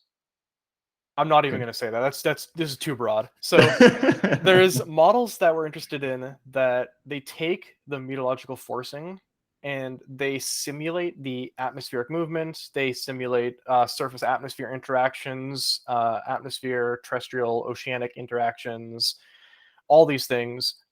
These are called general circulation models or Okay. general climate models, and there's dozens of them everywhere. Canada has one. America has multiple. I would guess Europe has some. Every country will probably have their own, right? Hmm. And these things are built up of multiple smaller models inside of them. So the Canadian model is built out of a atmospheric model, an oceanic model, and a land surface scheme. Okay. And the land surface scheme is where I do my research in. And what the land surface scheme is it's basically low atmosphere and Earth surface. So it looks at precipitation Hmm. and nitrogen carbon exchanges from the lower atmosphere into the biosphere, Okay. and then from the biosphere either back into the atmosphere or into a water system essentially. and Oh, okay. and so that's where it's interested in. And so these things model everything. They model vegetation growth, they model soil infiltration under multiple, like they'll have multiple geologic layers. They'll look at aerodynamic resistance, thermodynamics, so like heat movement through the system, the albedos of the canopy or of the ground, um, evaporation and transpiration, which is just, we kind of refer to just as one thing, which is evapotranspiration. So it's the movement of water, Hmm. all these things. And it takes all of its results and then it gives them to the other models as they need the data. And so these models, what these big GCMs do is they take all of these models and let all the models interact with each other for however long you have forcing data for. Okay. And then it will produce a bunch of different results uh, that were made, right? So if we're interested in stream flow of a region, Hmm. then we can get that. If we're interested in the net primary production of like the biosphere, we can get that. If we're interested in carbon exchange or radiation budgets, you can get all of that data out of it. Jeez. And That's a so lot yeah, to and work so with. that's kind of like the first type of Okay. climate model, I guess, Hmm. just very broadly again. Hmm. But the second type is more of the physicsy side of things, like the pure physicsy, and it's more interested in getting those initial forcing variables that we talked about, the shortwave radiation, long wave radiation, pressure, humidity, temperature, wind speeds, all these things, Hmm. and predicting them into the future. So Nice. we can get all those and more, many more different variables, but nothing as specific as what that first model gave us, right? Like we can't get, carbon budgets, root biomass. We can't get anything that specific out of these models, right? But Right. we can get all of these meteorological forcing variables, decades or 100 years into the future, right? And then we take those forcing data built by those models and we feed them into the first set of models. Okay. So now we can get these specific variables and see how these things change over 100 years. That'd be really cool just to see the different parameters of that model. I think that would be really interesting. I can send you some stuff afterwards if I that's something Yeah. you'd be interested in. Yeah, Yeah. why not? I'd like to just take a peek. And I wonder how much in like what you put in terms of human. Do you do anything with human influence? Do they try to like put some sort of factor into the model that associates human damage with pressure, temperature, humidity, etc. Yeah, a little bit. It's something that's starting to be incorporated more now. Hmm. So like what we were talking about before with land covers, how land covers all act a bit differently. A lot Mhm. of the models, at least the model that I work with, they have different rules depending on what the land coverage is, Sure. because things act differently depending on what the land coverage is, right? And Mm. so one of these land coverages is impermeable, which includes urban systems, right? Yeah. And so that's something that needs to be explicitly told to the model when it's being initialized, Mhm. which areas are impermeable. Interesting. And you also get areas. So this is actually something that I'm personally working on right now. Is is models, at least our model, underperforming in heavily managed areas. So what that means is that when you have like an agricultural region where there's a lot of human interaction, people are adding a lot of water, people are, Yeah. adding nitrogen, or they're adding, fertilizers, things like this. The model doesn't know that that's happening. So how do we account for that, right? Of course. And the model performs perfectly fine in other biomes. If you bring it up to a natural wetland or a boreal forest or something, Mhm. it'll represent everything perfectly fine. But areas of heavy human interaction are still, that's where things still need to be improved on. Yeah, and just as we're mapping these physical phenomenon, like you said, we also have to map and understand human phenomenon, like what is being emitted, what is being taken, what's being added to the system, and then that'll literally, like you said, it will have more information, have a better model. The Hmm. models, are as accurate as the parameters are. Like how many parameters you have, and it just it it decreases your level of uncertainty over time. I mean, it's just an approaching infinity thing. You're never going to be 100% accurate, but you can definitely make it more accurate over time. Yeah, for sure. And one way that this is kind of being solved is less from um, a technical perspective of just writing better code, but Mhm. more of getting better data. A lot of people now are working with farmers to put up stations on their land. So Nice. we can cap these cycles of growing crops and harvesting crops. It's reliable enough that if you have the data for it, the computer sees this as a natural phenomena. This is going to happen. It can, account for this Definitely. if you have the data for it, right? So but you need to, this is another time where scientists needs to work with community members in order to produce better, better science. Couldn't And agree going more. Yeah, and going back to what you're saying about nothing's going to be like 100% right. There's a very popular saying in the modeling sphere where no model is right, but some models are useful. Yeah, that's better. And yeah, and so the first course I took actually at the University of Arizona uh, Nice.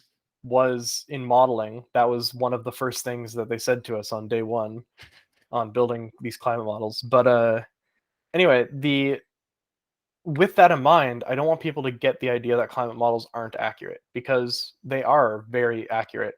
Yeah. And where climate models might be weaker in singularity, so like for example, the Canadian global circulation model is weaker than the American one in a Okay. lot of places, but one place where it significantly outperforms the American one is in cold weather regions, because Mm, Canada has a lot of them, and we fair. care about there's a lot of people who their entire research careers are in cold weather systems in Canada. And so Mhm. we have a lot of really good experts that the guys who are writing these models reach out to and they learn from, and Nice. they include the most up-to-date science on a lot of them. And so what happens is where one model might not represent something very well, when you combine 30, 40, 50 of these models and you Mhm. take the average outputs of them, those average outputs are extremely accurate to the warming that we're seeing and to what we're observing in reality. Yeah. So another thing that I grab out of this is, one country can't do it all. It has to be a global effort. Just as And just a preview for the final segment between us is we need global efforts to be able to make change. I mean, we're a collective society. Just because the United States stops building new coal-fired power plants doesn't mean anything unless we get China to stop and Russia to stop and other big superpowers, or even just like the third world countries that are starting to gain traction to become second and first world. They have to do it by their energy, right? I mean, that's how you become a superpower. Is Never mind. I don't want to go there. Can of worms. But just saying, like, energy is important, and you have to have global understanding, global education, and global commitment. And without that, we're not going to do anything. I mean, we'll Yeah. do something. I Hmm. mean, Canada and the U.S. have done a lot in terms of making strides. So has other major European countries in terms of sustainability and what they can do. But like, I mean, to have the best effects, we got to have a global commitment. Yeah. Yeah. Mhm. And yeah, and going back a little bit to the model. I'm sorry about that. No, Totally. no worries, no worries, no worries. We'll talk more about it in the next segment, as you alluded to. Mhm. But I just think that this is kind of important to mention, just because it's something that you hear a lot about how inaccurate climate models are, and it's just not really true. And part of it is willful. I've seen a lot of climate models where that are just, doctored essentially, right? Or like results that are doctored to make them seem less reliable, where Mm. um you'll see there's the term in climate science called representative concentration pathways, which are essentially like trajectories that are adopted by the IPCC. Okay. And there's a bunch of different ones, and each one represents different severity of scenario, like how well do we respond to these things, right? Yeah.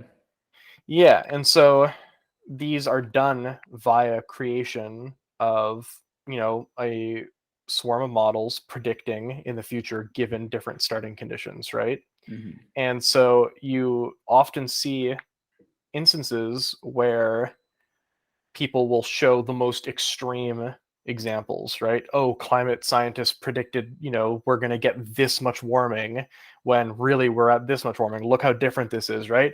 And they're neglecting this is, one of 10 projections based on if we continuously exponentially increase CO2 Yeah. usage, right? Well, we Of course. haven't done that. So this example that you're showing is meaningless, and you Hmm. photoshopped out the rest of them, right?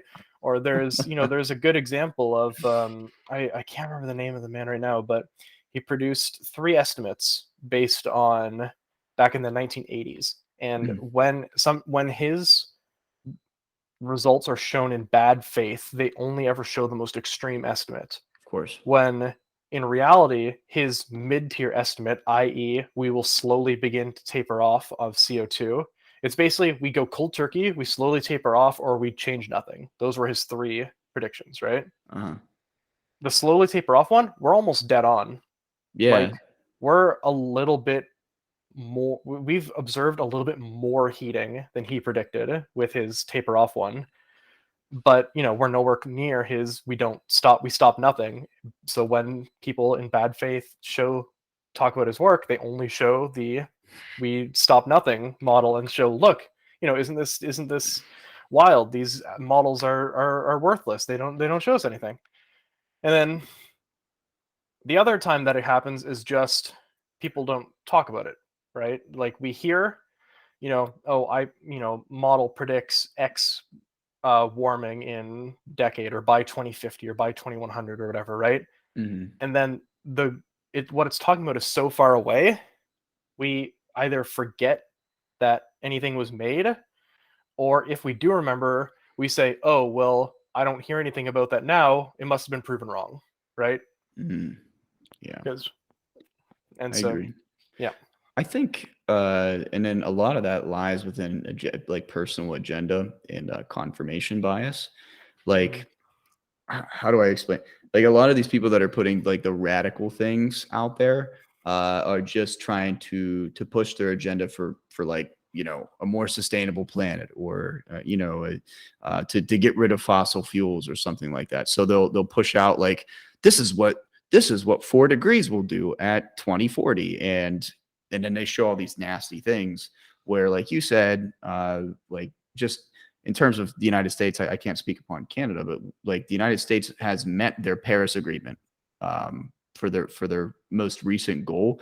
It was supposed to be getting down to a certain percentage of emission of CO2, like to go to say like percentage emission to zero, net zero carbon. I think we went from like 22% to 17. Our goal was 22%. We hit 17, which is really good. Like really good. We're meeting and exceeding standards, which doesn't always happen, but like it's we also have to have a sense of reality versus like these extreme end models. And like you said, having someone that can like project the accuracy of these models, project like, hey, this, we did 10 models, and then this is more accurately what's happening today. These are like the different scenarios of which could happen, because if you ignore those models also, say like the 4 degrees and it by 2040, say if we ignored everything and we just said, piss on the Paris Agreement, then it could most definitely become like that. So it's also good to understand that sometimes there's an agenda, but then also there's somebody that's saying like, if we don't do this, if we reverse and we let history repeat itself, we could be here at this time and experience these things. So I don't know if you pull anything from that. Yeah.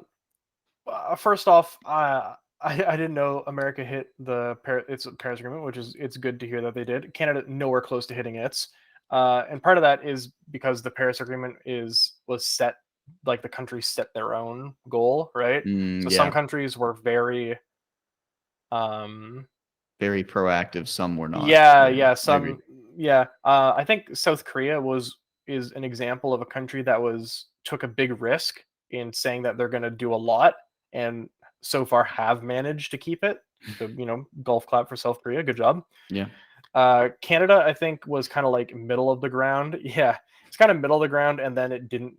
We aren't meeting it unless we do like something pretty drastic, as far as I'm aware. So not Oh, great for interesting. us. Interesting. Huh. Yeah. I didn't know Um. that. But yeah. So we can take this opportunity if you'd like to move into the last part on sort of what we can do. Yeah, because if we were to go any further with this, it would probably get political, and I don't want to go there. So, so we're gonna go to the last. We're gonna go to the last segment here. We're gonna take a short commercial break, and then when we come back, we're gonna talk about s- ideas that are circulating in the scientific community in terms of what we can do globally and about climate change. So, stick around and find out.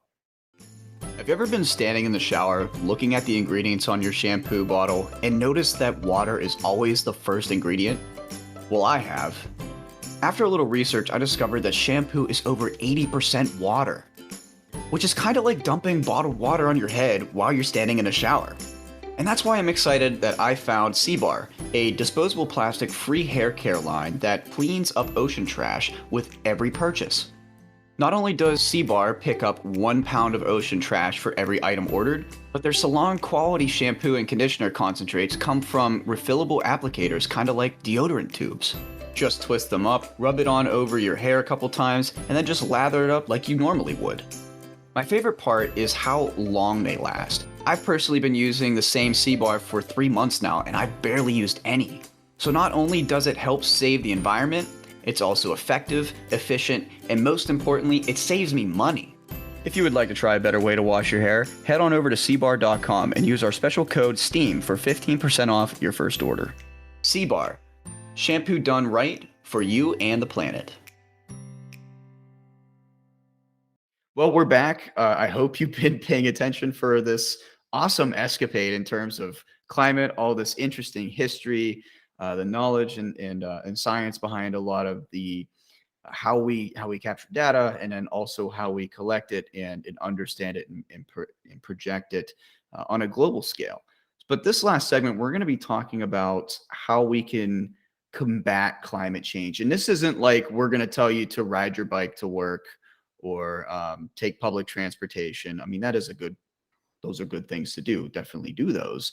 But we're going to be talking, I think, larger scale applications that could project us towards being carbon neutral or working our way there. So one of the first things that we want to talk about is carbon capture initiatives, and there's plenty of them from at least my surface research. But Dan, maybe you have a few that come off the top of your head that you would like to talk about.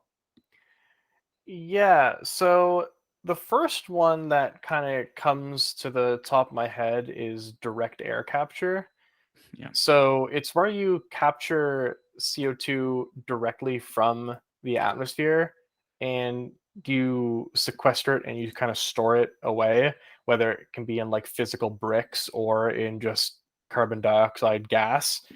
And just exactly what it sounds like. You just pull it out of the atmosphere and you store it somewhere and um, prevent it from re-entering the atmosphere. It's not extremely efficient, but it's sort of like the most obvious method, I guess, if you want to mention it that way. It's like when you think of carbon capture, this is Mhm. literal carbon capture. Yeah, no, literally. But and carbon capture doesn't mean that you have to particularly put it back into the ground. Like I know Iceland does that with a lot of their geothermal plants. But Mhm. like what you could do is also incentivize carbon capture. Turn it. I know carbon dioxide is really important for like desalination plants. They're also really important for the brewing industry. Obviously, Hmm. it's also important for different fuels, biofuels that could be made. If the fossil fuel industry is trying to transition more towards, these biofuels in terms of methane and also carbon related fuels, they can take advantage of that. There's plenty of different ways in which we can incentivize and literally create like a free market effect for carbon capture that could just literally dominate the game and get us to where we need to go. Oh, Uh, for sure. yeah, Yeah. make it economical, and then like people are going to pursue it. Yeah, yeah, absolutely. I actually worked with a guy while I was doing my master's. He was a research associate in the lab that I worked on, who he also owned a farm, and so he had very strong opinions on government subsidized carbon capture initiatives, where Mhm. the idea was that the government could help farmers pay for the initial investment into some of these carbon capture storage, and Okay. so you get things like they need to gather up all the fallow and burn it and spread it out. Well, that's releasing CO2, and that could be captured and used or as biofuels or things along those lines. Yeah, most definitely. You mentioned farming. Another really good tactic for combating climate change on a large scale. You might not think of it because you're thinking about like small scale farming, but regenerative farming. Regenerative Mhm. farming can help capture and keep carbon in our soils and rebuild biomass across a large spectrum. Because that's something that we're suffering from right now is a lack of good soil, good nutrient Oh yeah, based for sure. soil. Yep. So regenerative farming is definitely one. If you're not familiar with that, definitely look it up. I've been reading about regenerative farming, but they have some pretty nice short videos on YouTube that you can watch from good sources that tell you just like the basics of regenerative farming and how it works. I think that's how we have to go in terms of like agriculture. Um, Yeah. So I don't know if this is the exact type of regenerative farming you're talking about, but something that you'll see, at least in my neck of the woods, maybe in yours as well, a lot is farmers will divide their fields into several yes. several sections. Yep. And so they will grow in one section and let other sections fallow, I think is the term, where it's kind of you let natural them to grow naturally and to die naturally, and every Mhm. year you shift what plot you're growing on, and so that allows carbon, nitrogen, Mhm. phosphorus, the various chemicals needed for healthy crop growth to return to the soil and help Right. preserve the soil quality. Because, like you said, soil is considered a non-renewable resource. It I think it might you might be able to say it's technically renewable, but it's renewable over very long time scales, right? Yeah. And so stretching out the good quality soil that you have for as long as possible is integral. Oh yeah, most definitely. Yeah. And to add an extra factor onto the regenerative farming, you can do like what you said, like make squares in your farming area and let things, grow up and die. But you can also use grazing tactics and biomass from livestock to literally regenerate the biomass in your farming sections. So they'll like graze in one area, graze it down to where you still have living plant material at the top, but then you just rotate them over to the next section and let that grow back up. What it does is it keeps the roots growing. It keeps the plants from dying, and the root matter will grow longer and stronger, allowing water retention and nutrient retention in the soil. Obviously, also allowing more carbon capture as well. So there's some high estimates in terms of what regenerative farming can do for us across the board with carbon capture. It's very exciting, and also we need agriculture to survive as humans. So let's get on it. Yep. but Yes, we do. but the next thing we could talk about here is sustainable energy, and this is a hot debate that I do plan on making a full episode on sustainable energy. It's just it's in the works. Got a lot of stuff going on here, but what's your take on sustainable energy in terms of carbon capture? Or I guess In not carbon term capture, in terms not carbon capture, in terms of climate change. Apologies. Yeah, so energy is the largest use of burning fossil fuels. So Mhm. any instance where we're trying to go for net zero carbon emissions, it has to involve sustainable energy. Yeah, And exactly what that sustainable energy will look like will depend a lot on where you live. agreed. It's not real sustainable. One of the issues with renewable energy or sustainable energy is that it's not as easy as just throwing down a coal plant, right? And sending out energy through a power grid. Mhm. um, a lot of sustainable energy kind of waxes and wanes, right? So if you're looking at solar, some months you're going to generate more solar than other, depending on where you live. Sometimes even on day-to-day weather systems, it'll be cloudy, you'll be generating less solar power, Mhm. or if it's wind, you'll be getting less wind energy. And so when you're looking at renewable energy systems, you need to have both the energy generation as well as an energy storage so that you can, in times of um, when you're generating more energy than the grid calls for, you can actively be storing for times where when you're generating less energy, and also diversifying your energy portfolio, if you want to call it that, having multiple different energy systems, because when it's overcast and kind of stormy, well, that's bad for solar, but it's good for wind, right? So Mhm. some are good at different times. And then the other thing to talk about, I guess, with renewable, well, there's a lot to talk about with renewable. Renewable is a very interesting topic. Yeah. Um, you also have things like geothermal power, Yes. where geothermal power is really good wherever it's available. So I think I read something recently that was saying that LA, like Los Angeles, has a large enough geothermal reserve that the entire city can be powered on geothermal, which is really good for LA.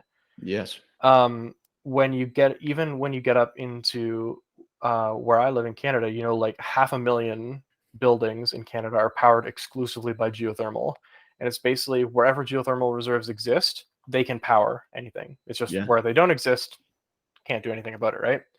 And it's kind of the same for tidal systems, right? Whenever you're on the Yes. coast or if you're in specific areas, so Canada has the Bay of Fundy, which is between the provinces of Nova Scotia and New Brunswick. It's the largest, or it generates the most tidal energy per square kilometer out of anywhere in the world. Whoa. The tidal energy generated in the Bay of Fundy is enough to power all of Atlantic Canada in perpetuity. No kidding. Holy crap. Yeah, it's extremely difficult to do it because the tidal energy and the currents in the area are so big that there's like multiple meter long boulders that roll across the bottom uh, of the bay. And so they're having a hell of a time figuring out how to build generators that can withstand all of the forces, right? But Yeah, if that's something that they figure out, that's a gold mine for energy, right? 100%. Yeah. 100%. And then you also get nuclear, Yeah, which I was going to is bring that up as yep, an insurgence because what you see a lot of the times is that because of the variability and even storage questions with renewable energy, at times of crisis, say like your grid goes down, you have an insurgence capability where you can infuse like nuclear power, which is much more reliable today than obviously when it was with different events that happen that makes people scared. yep. The way that we build them today is so much safer in Not terms of the design, the reactors, the radioisotopes that we use. Everything across the board has gotten better. We had a big learning curve in terms of nuclear, but also just like how it doesn't produce any emissions, like in terms of the nuclear energy itself. And what you get in terms of waste isn't even close to what you get in terms of waste between the fossil fuel, let's just say natural gas, coal, oil, etc., just across that spectrum. So to have that as an insurgence in times of need, and then also, like you said, like you have to know the landscape. So maybe nuclear is a better way to go in a place that doesn't have good solar or have good wind capabilities. So it's definitely the answer, dependent upon where you're at in the world. yeah, and not only that, but um sorry, you summed that up very well. I'm glad I did. Thanks. Yeah, so I was just thinking because you summed up all the good parts about it. Now I have to say some bad things, unfortunately, Please do. and No, that's totally I'm not cool. happy about that. Yeah. So one of the issues with nuclear is that it's getting better, first of all, but nuclear plants take a long time to build. About 5 to So 10 years, right? More towards the latter end, I would yeah, say. And a yeah. lot of it's because So of breaking ground. It takes a long yep. time to break ground. Go ahead, Yeah, continue. yeah. And so, building another renewable energy system like a solar field or a wind farm or whatever that generates the same megawatts that Mhm. a nuclear plant does takes about half the time. Yes. Nuclear, much more reliable, like you said. Technically not sustainable because it does use a finite product. There's a good amount of it. We're not going to run out of uranium or thorium anytime soon. Mhm. Just a technicality, I suppose. Nuclear also much better for more remote regions, Yeah. uh, and especially like the small modular reactors are quite good for Mhm. that. Mhm. So yeah, they have their downsides and their benefits. Most sustainable energy scenarios or like futures involve a hybrid of nuclear and the more conventional sustainable energy systems. Yeah. Some of them are only the sustainable energy systems. I haven't seen only nuclear ones, but conceptually that could work too, I suppose. Yeah. Depends on the Um, need. Depends yeah, on the need. exactly. Yeah, exactly. Can I add something to that? I know you did say about how it could be technically unsustainable, but for right now, in terms of what we're doing with an energy shift, so with nuclear, and I've heard this term, and I like to say it over and over again, is that for the waste that is contributed to one lifetime per person is about the size of a Coke can. And right now, it's kind of not feasible for us to recycle the matter that comes out from the waste of nuclear energy production, just because we don't technically, that's not technically the focus at the moment. But say like using nuclear as that insurgent, an important part of the energy grid. Uh, let's say like right now, like we incorporate it, but maybe in 100 or 200 years, we figure out a great way in a cost efficient way to recycle that material across. If you weigh and measure the waste compared to the fossil fuel industry to the nuclear, It's not even close. So it's just a matter of right now, this is the focus. We need to answer the terms of usage before we can answer the terms of what we can do to recycle the material. Then the material will still be there in 100 years. So it's like, you know, it's just a matter of what can we do right now. But you're absolutely right in terms of the time scale to get renewable energy versus nuclear energy. It's still, it's like double the time. Yeah, I mean, I'm paraphrasing uh, a much more famous quote here, but it's like the best time to build nuclear was a decade ago. The second best time to build nuclear is right now, right? So Agreed. Oh yeah, yeah, I, but I agree. yeah, but some of the problems with nuclear too, it can be fixed with thorium reactors, and Yeah, that's another thing I I'll was gonna say.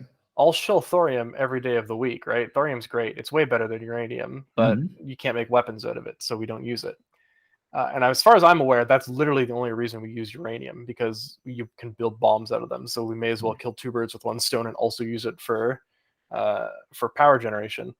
But and then in addition to that, what you were saying about the dangers or like the former dangers of nuclear reactors, um, fossil fuels have direct impacts of fossil fuel burning has killed probably hundreds of times more people. I don't know the exact number off the top of my head, but I think it's like hundreds of times more people than nuclear reactors have killed directly, right? Oh my gosh, yeah. Because like all the health impacts that come from, mining the coal, working in the plants, inhaling like smog in Yeah. like filled cities. There's all sorts of horrible health impacts from all of these things. So Hmm. it like fossil fuels have a death count, and that death count isn't limited to people who were unfortunate enough to be working when an oil well caught fire or something like that, right? It's indiscriminate almost Yeah, in who it gets.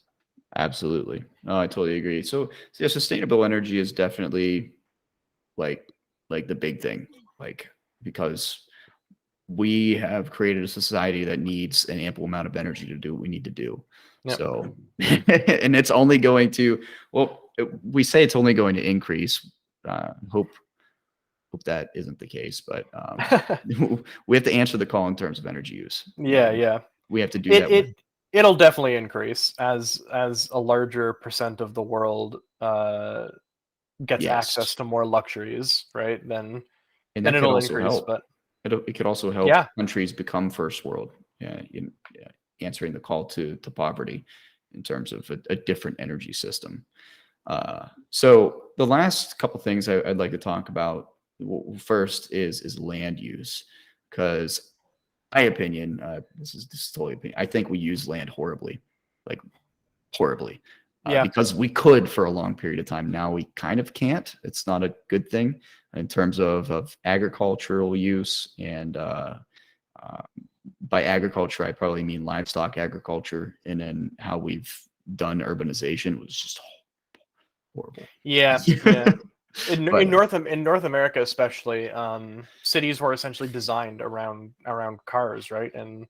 having access to cars, which makes it very fossil fuel intensive to live in a city. And it's not your fault that Nope. you have to drive a car for work. That's how Mhm. these things are designed, right? And a lot of them are very low density. A lot of North American cities are much lower density than say European cities, for Yes. example. And so you have to travel further to get all of your necessities, to get to your gym, to go to your work, to go to your doctors, to buy food, all these things.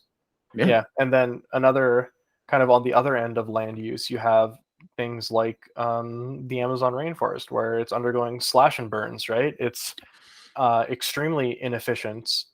Well, it's very efficient for a couple years, and then it's unbelievably inefficient, because what they're doing is they're chopping down all the trees and burning everything, which releases all of the carbon sequestered in the trees, right? And then they're doing extremely intensive farming because the ashes have so many nutrients in them, right? So you get a very good crop yield for a couple years until Exacerbated that. you've bled the soil dry, so to speak, and then you need to chop down a bunch of new parts of the forest and burn it down and repeat, and you just keep moving in. And Mhm. it's as far away from sustainable as you can be. Oh my, Yeah. absolutely. And this might be a little skewed from what the actual percentage is, but it's pretty dang close. The what we use in terms of land use for agriculture. So there's 30, I think it's 30 some percent of land is used for agriculture, but the vast majority of it is actually used to either facilitate or support livestock or the Mm. meat production. So, a lot of people are calling for not veganism, but calling for people to eat Less. Yeah, yeah. less meat, which is which is better technically from a health standpoint and a sustainable standpoint. Have like So a vegetarian day, like one day a week, something like that. Yeah. yeah, just having a conversation with a dietitian. What do I need to eat? Like how much steak should I eat in a month? You It's know, it's it's surprisingly little. it is. It really I is. I remember a dietitian friend telling me that the portion of meat that you're supposed to eat in a meal is the size of your palm and the thickness of your pinky. It's not a Yeah. lot of meat. That's like No, that's a hamburger patty essentially. it has high impact. I mean, Yeah. meat's fantastic. I Yeah. won't argue that. The only thing I Yeah. ever say is just like if you want to have climate, like if you want to like have a climate impact, uh, eat less meat. Yeah. But don't That's not eat meat because we've evolved to need to eat some sort of animal product for our persona, our microbiome, our just our nutrient levels. Like, There's also different types of meat you can eat too, right? So mhm, chicken is better than pork, is better than sheep, is better than cow, yep. right? And So wild game is probably rivaled, if not better than that. yeah, exactly. Yeah, Mhm. and that's another good thing is that, or a good thing to bring up is that where what you're eating comes from Yeah, is another small thing, small 100%. change you can make if you're going for that is buying locally, supporting local farmers, supporting organic farmers, things like that, right? Yeah. 100%. And sourcing will actually give you a better diet anyways. You'll be able to eat less and probably either save money or have the equivalent to it and feel better, which is which is kind Yeah. of interesting to think about, but it's very true, and there's a lot of studies out there that show that. So, I don't wanna name statistics and be wrong, but definitely do your own research. But yeah, so land use is super important in terms of Yeah. it's kind of hard to think about how we can change that moving forward, but I think putting a greater emphasis on public transportation, making it Yep. more affordable to people is absolutely paramount. Yeah. Um, Another thing related to land use that we haven't mhm, really talked about, but I think that you would appreciate on a personally is designing sustainable buildings. absolutely. And so uh, I actually started my academic career in a program called Sustainable or Architectural Conservation and Sustainability Engineering. Nice. And the idea behind that was it was essentially structural engineering with the Mhm, idea of designing sustainable buildings. And one thing that I only did it for a year, so I didn't get very far in the program, but one thing that I quite remember, an example that I always use it as an example when I talk about this, is when you go into a room that has open windows, it's window facing, right? A lot of lectures they have multiple light sources, right? mhm, And the light sources tend to run horizontally through the room. But what ends up happening is that if you turn off all the lights, the windows will illuminate half the room, and then the other half of the room will be dark. So you have to turn on all of the lights just to light up half the room. So one way you could design a room that's like that is by having vertical lights instead of horizontal lights. So for the majority of the day, while natural light's coming in through these windows, you can only have 1/3 of the lights on, and then use the natural light to light the rest of the room. just very small changes like this, double pane glass, good insulation so that you don't have to always be heating or always be cooling, natural ventilation systems, things, there's a lot of ways to design a building to be as energy efficient as possible without sacrificing comfort. Oh, absolutely. And I think there's also a lot to say about city ordinances, and how we set up suburbia in terms of, like, I find probably one of the best situations is to have a building that's either very close or incorporates like a shop downstairs that creates Mm, community, reduces the amount of travel you have to do. Having an inclusive building that incorporates, everything that you said, but then also, you know pushes you to go to like the park, or, rather than just outside to your acre sized yard that like every single person in suburbia has. It takes because one thing that's very interesting, and I've found that grass is actually horrible. yeah, Like, and it was it was propaganda for fertilizers companies. If I don't know if you know that. So no, but it makes sense. yeah, Got so it. when my dad was growing up, um, grass was generally sold with clover mixed in.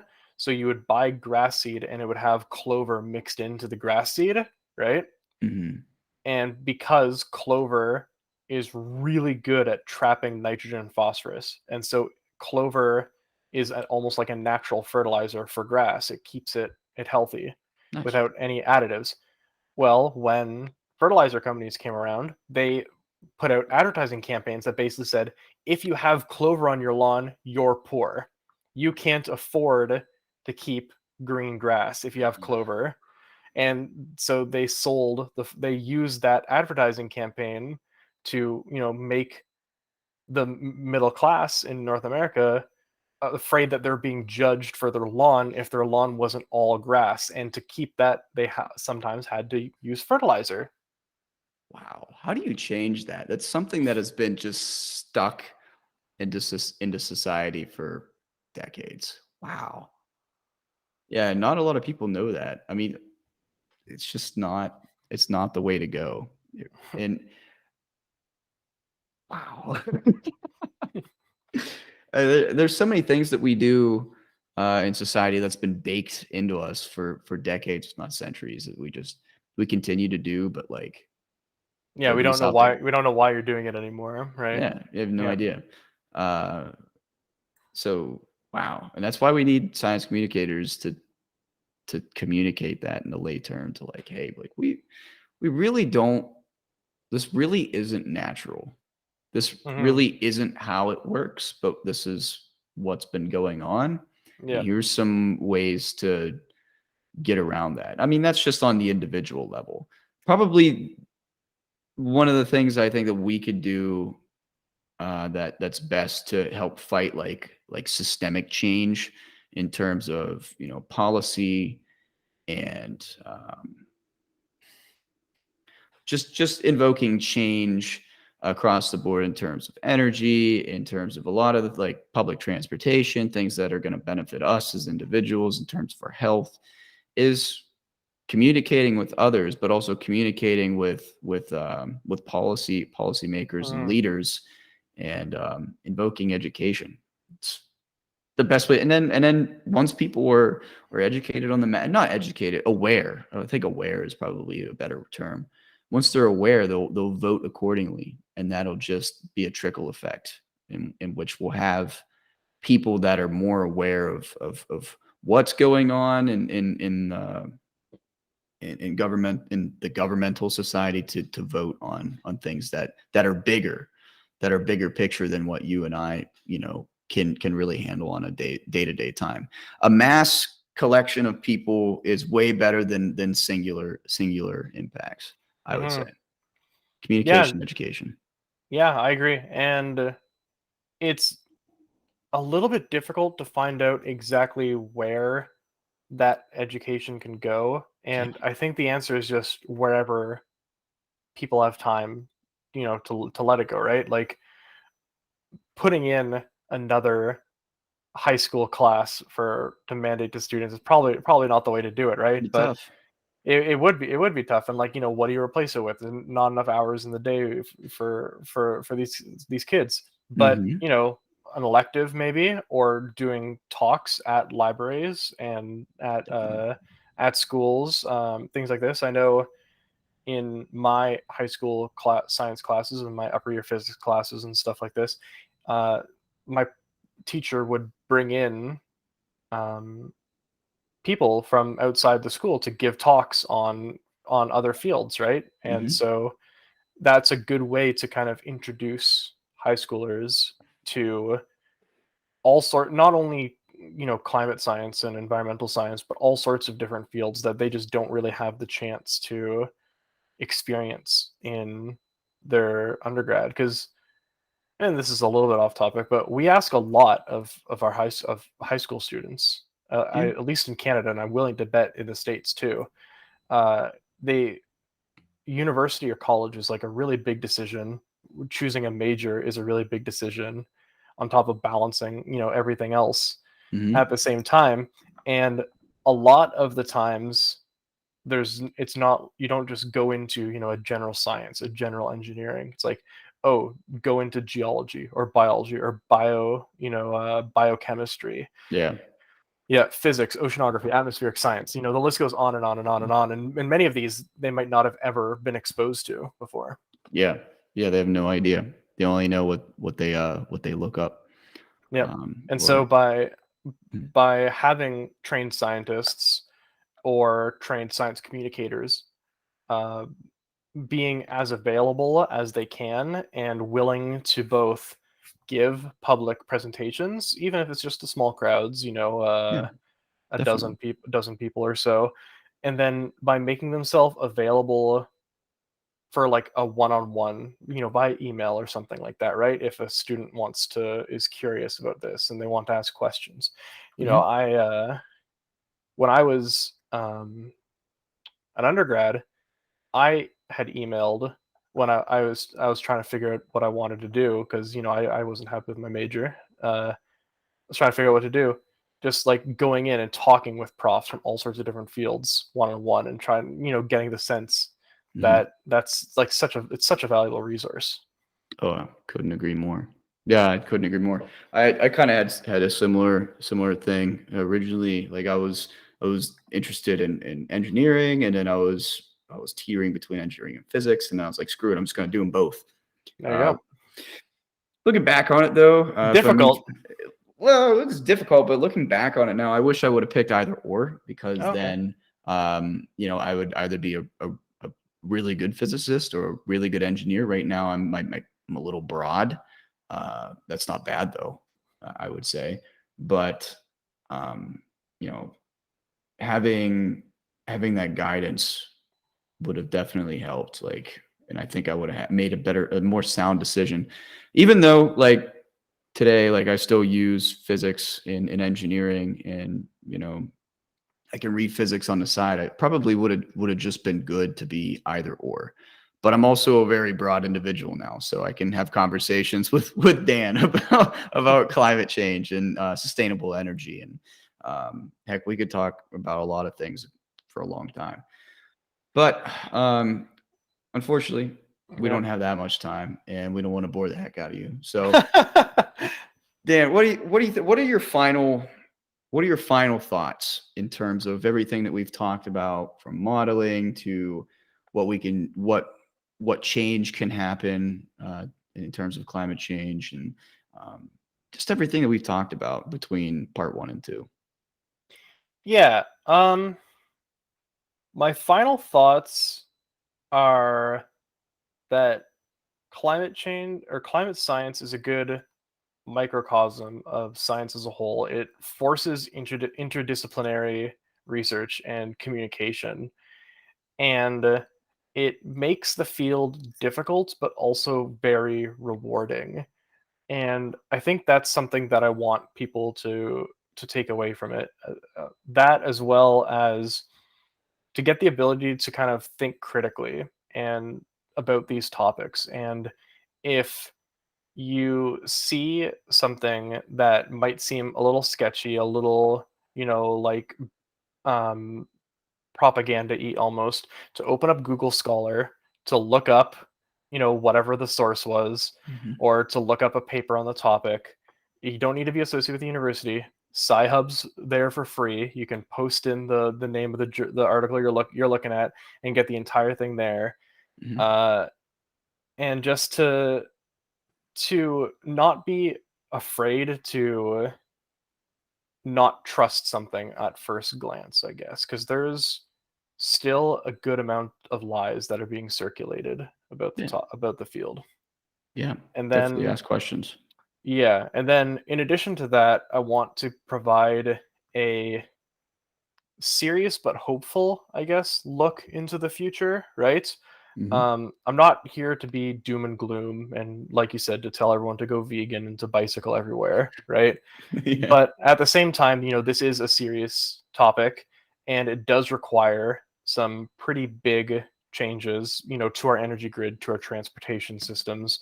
And the longer we delay it, the more serious those changes, the more drastic those changes need to be in Yeah. order to reach goals, right? So Agreed. I'm hopeful about the outlook of the future, and it's definitely possible, I think, to still fix everything that we can and to avoid the worst of the worst. But we need to act ASAP, essentially. I agree. Dan, those are some powerful words, but good words. I couldn't agree more. So I wanted to just say thanks again for being on the show. This was awesome. I've learned a lot, and I'm sure the people that are listening or watching is also going to learn a lot from what you said and just what's been said across the entire show. So thanks a bunch, man. It was really great getting to talk and meet you. It was fun. Yeah, thanks for having me, Sam. It was good meeting you as well. Awesome. Well, take care. You as well. That is all for this episode of Everything STEAM. Now I'd like to give a big shout out to Dan for sharing his knowledge and vast expertise. I would also love to mention my amazing team for their collective efforts to make the show happen. This podcast was edited by myself, marketed by Courtney Page and Maria Pusateri, QC'd by Panupit Uriksit, and our episode art was manifested by Gabrielle Edmiston. After the episode, give our podcast a rating and review on whatever platform you get your podcasts on. We're always looking for feedback, and the rating would greatly help us out in the fight against the algorithms. And once again, we just kicked off our bi-weekly newsletter where we plan to preview the episode release of that week by giving out some facts from the recording as well as some things we missed during the discussion. And here's a cool tidbit. You'll be able to reply to our newsletter with a question for the upcoming show. Moving forward, we will take 1 or 2 questions from the audience and attempt to address them during the show. And lastly, be sure to check us out on all the socials for podcast news, upcoming episodes, and fun STEAM content. Just search Everything STEAM on Instagram, TikTok, Facebook, Twitter, and Reddit to join in on the fun.